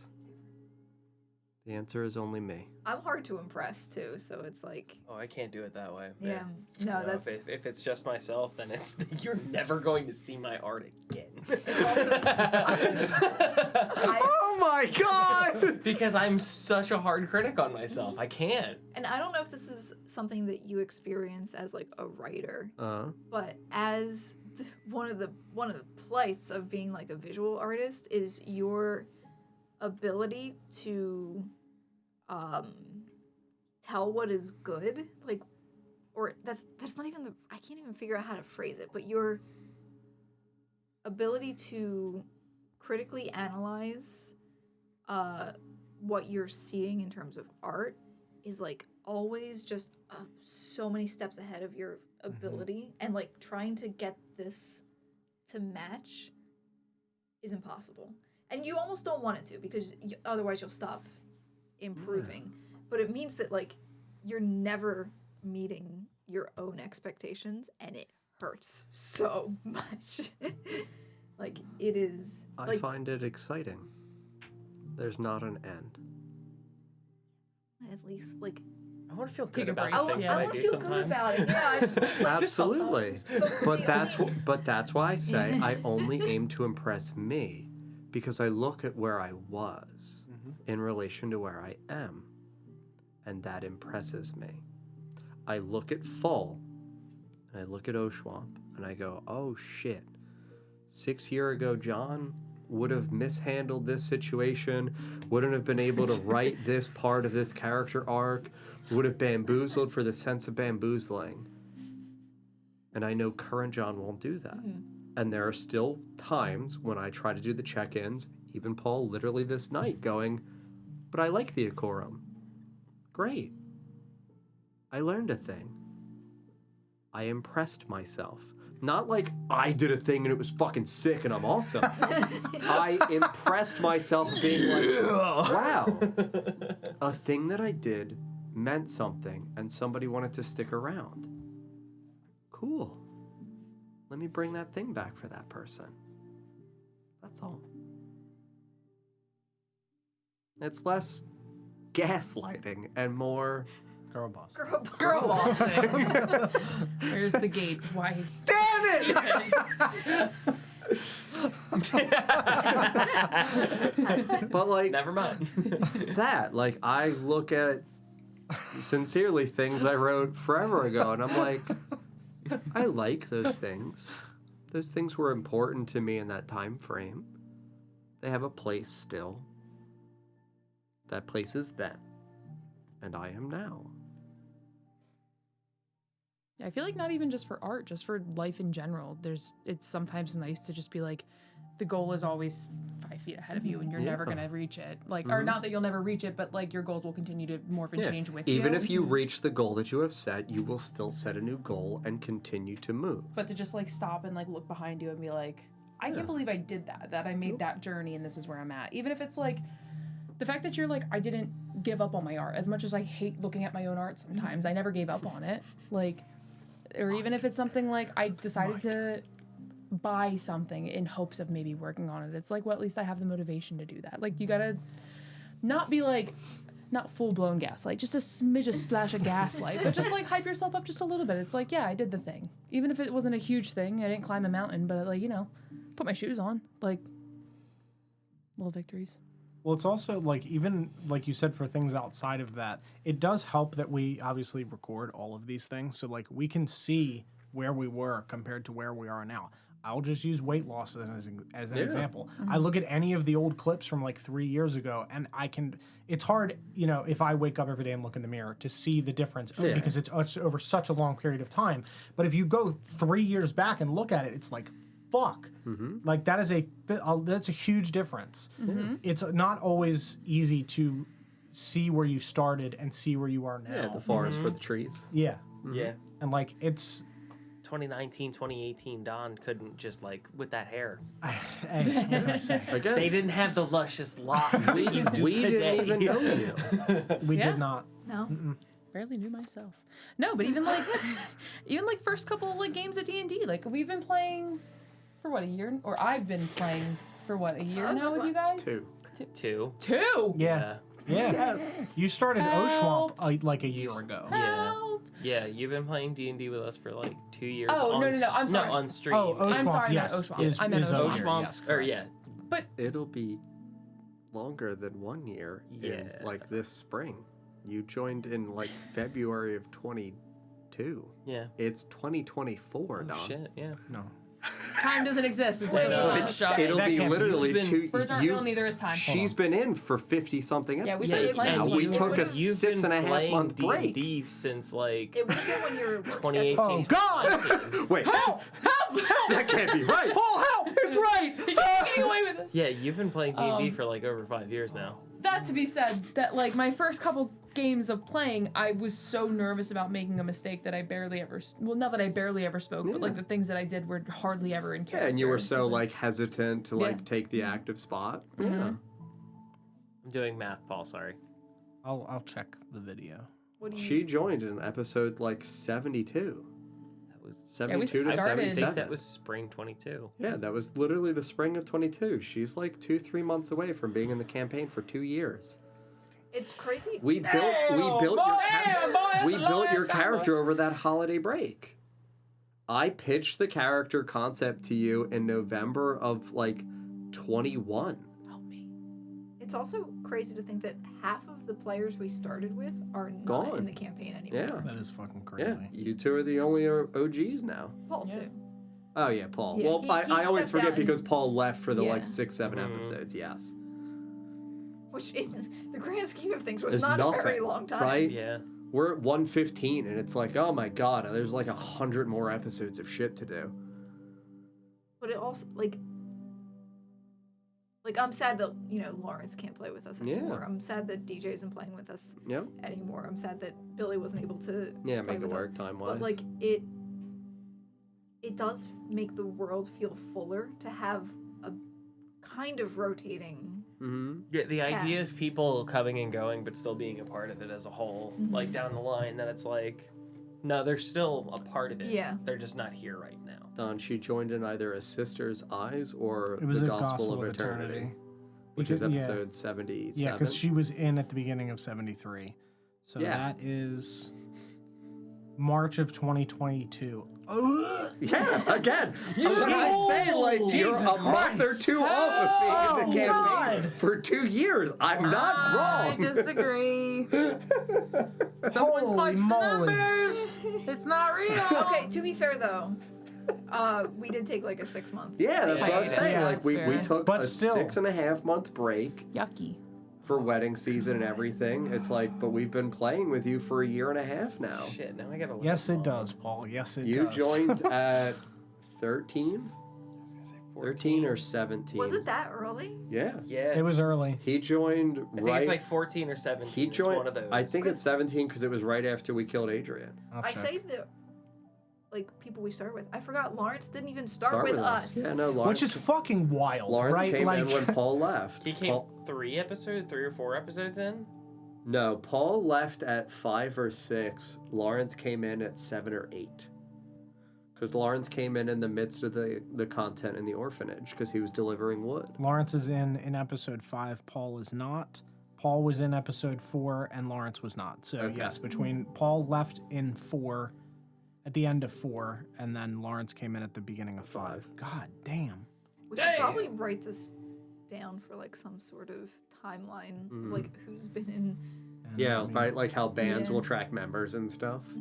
Yeah. That's even where like I literally told Don I had a revelation the other day, and I was like, man, I'm so fucking happy I just thought of a thing because it works so beautifully for this area. If Lawrence does come out and visit sometime during the summer, I have such an immaculate tie-in for Lawrence for where we are. Lawrence, if you're watching, Yeah. schedule that vacation. Yeah, no, I have an immaculate tie-in for Yalumlo for where we are now, Glatha, for Yeah. something that You joined in 17. 17. Coming up on 100 episodes. That's why I was like, I never remember if it's 13 or 17, but like those two numbers stick out in my mind for some reason. And I think it's 14, because 17 for me, yeah. 13 is where we meet Arthur, I believe, because 13 is I think so. something with information Yeah. in the title. The Price of Knowledge. Yeah. I have to check what episode you joined in Doors too, because I don't remember. Shit, 26. That was a lot more recently. 26, Yeah, it was way more 27. recent because we've had to skip so much. Well, we're at 55 in Adoris, right? I think so. 54, 55, 56, somewhere roughly Yeah. around that time frame. You've been in 26, 27, I We're think. at. because we lost Paul at 24. We are at 57. Oh. We lost Paul. Yeah, between 24 and 26. No, he was later. You Because sure? I'm in 36 and he's still here. Oh, okay. I think 36 was Paul's last episode. Nope, he's there in 37. I lied. Damn. 40? Yep, 40. Paul is on camera. So this is the thing of like we played so much D&D. Yep. Yeah. 41 was Paul's last episode. Glenn joined. And we lost Lawrence at what, 48? Because Lawrence has only been out for Sarah's like, I'm listening. 7 or 8. So many of our requests recently. Yeah, Glenn joined, I think, 43. Oh damn! All right. Because you're sitting at the beginning of 44. Ron! Lawrence left in 51 was Lawrence's last. So we've only played 6 times since Lawrence left, which is A year ago. Yeah. My introduction episode was like, I think I sat behind the screen there for like 3/4 of the episode. Mhm. It was the last 15 minutes I showed up. yep. Smacked around a few guards, and then I was like, hey, Mm-hmm. I'm nice, man. I mean, I still always look back at the opening of Oshuamp with it being DJ and Sarah on camera together. Yep. Riding in Marching on their towards, carriage. in the carriage and seeing a city built of black obsidian in the distance. And the first lines are Sarah saying, "There it is, the city." I'm gonna get commissioned. And it's Oh, insane how much we've done. Yep. That's crazy. And it's something that, like, initially that pitch, that whole concept, there's so much even still in the growth process that, like, I've scrapped. Like, I initially Sarah did remember... kill a man. Yeah, Sarah killed a man. Like, I remember in the beginning, it was like, let's start like a Okay, guild, or like, so- let's work like I think- ordinary jobs. And we were like, no. I think we should say Redora killed a man. Not Sarah. Sarah's done no That's fair. such thing. Mhm. This is all make believe. Liability. We're in a sphere. Fine here. We're playing a little game. There's no action. Sounds an awful lot like backpedaling to me. Mhm. What do I know? I'm just a hag lawyer. Retora killed him. Yeah. Semantics. We've come a very long way. Listen, I thought that was the only option. It didn't occur to me that maybe John was tricking us. I've since learned and have made the same mistake several times since, but I It's do okay, love Glenn being snapped a the head dude. off of a man whose child was watching him just go into a fighting pit. That's sick. Deserved it. I've killed a lot of people in Man. Oshuamp. Fuck him. I That's really why. have. Because I'm the jackal. It's confirmed, DJ. I am I have been the whole. I'm just I love that was the thing that he speculated about for months after Cole was like, no, that was me. Yeah, no. 2 months I- afterwards, he was like, "You're the jackal." I'm still not I convinced think it's not Paul forced. still thinks I am. Oh my god. Shit was so funny. Like dog jackal, it was had to have been him. Right. I part of me wishes that we could do like there's in stories like in party like conflict is always fun. Mhm. At a D&D table it's not as fun because it's like we got other things These are all true statements. going on. It's an oath of lies. We're paladins. It's impossible. Yeah, I mean, he's immune. I would love, and that's something where, with going back and trying to do, a lot of the recaps I missed, like, part of me is excited to be back in Felfarthen watching, like, through that arc, because I didn't do all the recaps for it. And it's like, man, even just looking back at that, thinking, oh my god, that's, like, early pandemic. It's so far I back. can't. The fact that that's 3 years ago now. It is unfathomably far That's back. probably one of my favorite combats Mm-hmm. of all time. Was the Bahir The fight. bit here. I loved that. That was so much Me and fun. Sarah just doing wrestling moves the Oh. whole fucking fight. It was amazing. Oh. I'm gonna climb up the post and then slam the guy. And then Sarah's like, I'm gonna turn into a bear, climb up the post, and slam the guy. That's where, like, too, it's the fun of getting to, like, I don't love just, like, nitty gritty, like, grindy combat. Like it's the effort of trying to make like Stimming. fun like dynamic monsters that like do weird shit. Like when Paul was just like, oh man, the Royal Guard like missed Retora a lot. It's because they're using 10-foot long lances, which are notoriously like not difficult necessarily to hit, but like for a target that's moving away from you, like they're low accuracy things. They're used for like wall defenses. They're used for working in unison. They're accomplished because of what they were fighting against. They weren't fighting against like humanoids. They were fighting against large beasts and other like monstrous things that you need 4, 5, 6 spears to be able to skewer one enormous entity. Reared And as a big boy defensive. confirmed. Right?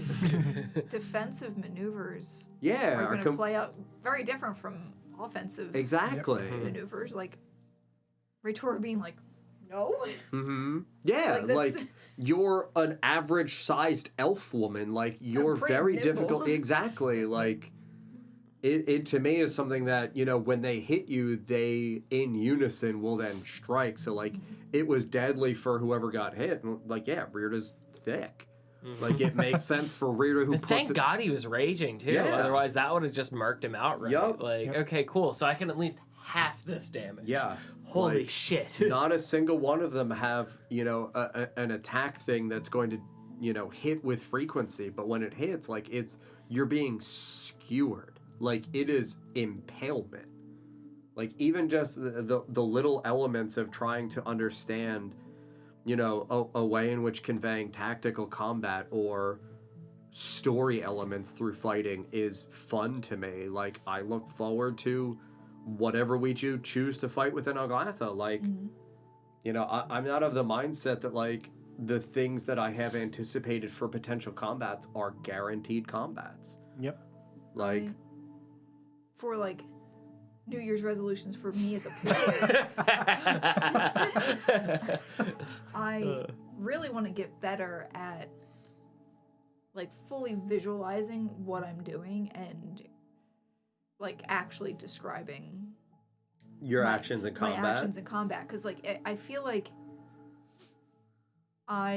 even when I'm reading books, like I tend to like just kind of glaze through those bits, but like maybe I've been watching a lot of One Piece, so like I'm getting more into like oh man, like I want to see that really cool like what does that punch actually look like? What does that dodge? What does that bear Actually- look like punching a man? Yeah. Claw attack? No. Like I think I tried to do it with the skeletons and it was just like, no, that's a little too that's a little too much. But like I still kind of like imagine Retora dodging those attacks and just like jumping, landing on the spear and just kind of backflipping off and be like, no.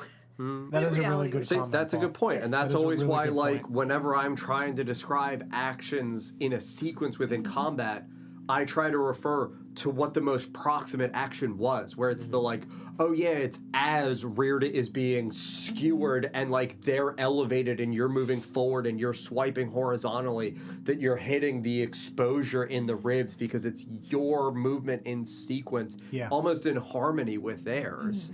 That's one of the things about D&D and like turn-based combat Yeah. in general. I think Baldur's Gate actually kind of like solves the problem a little bit, is that it's hard to collaborate in combat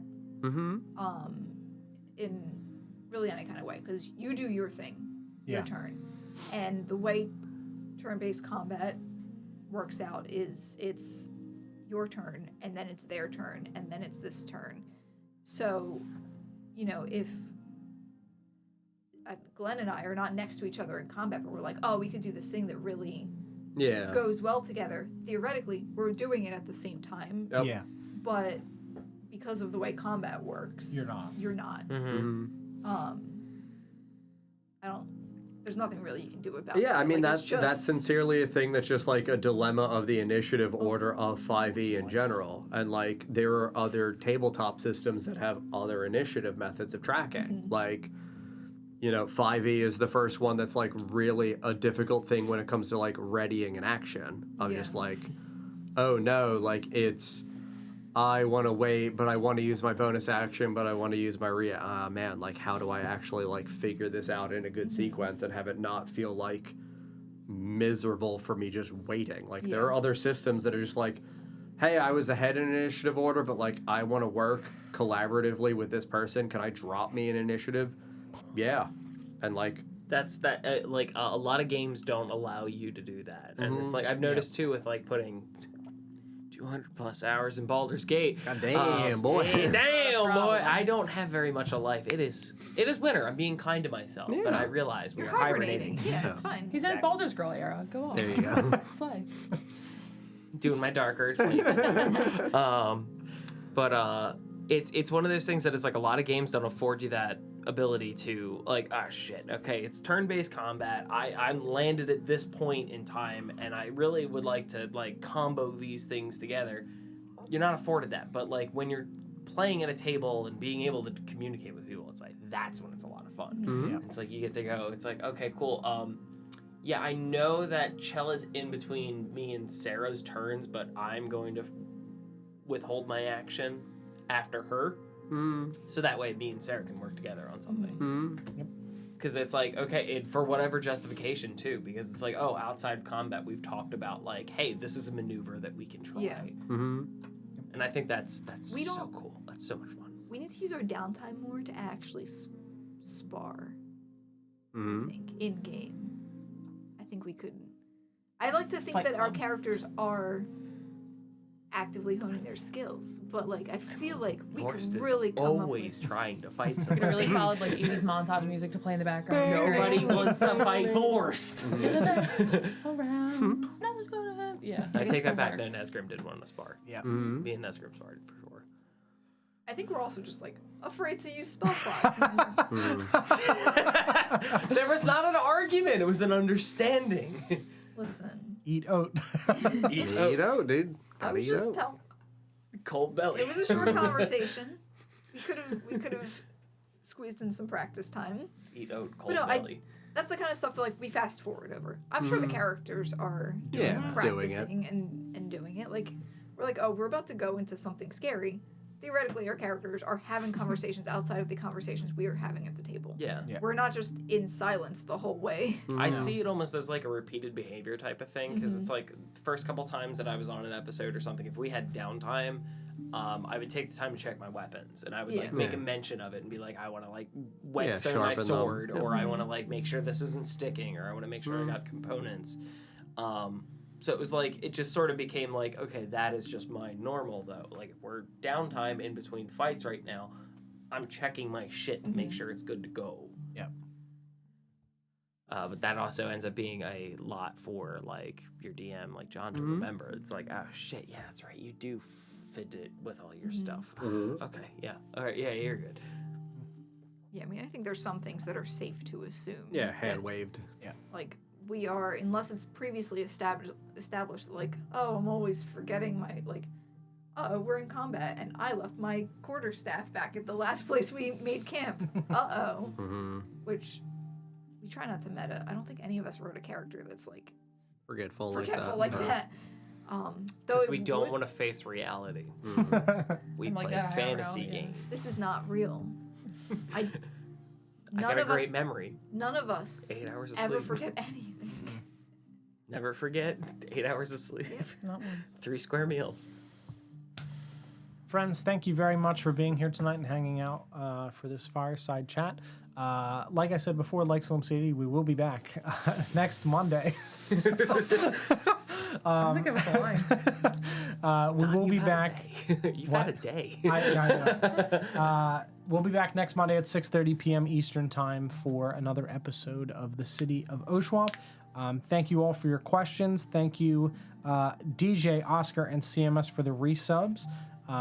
If you are new here, please make sure you follow us. You can find us again and find your way back to the tavern so we can tell you more wonderful tales. Really appreciate it. Yeah, we'll see you in a week. Good night, everyone. Good night. Bye. Bye-bye.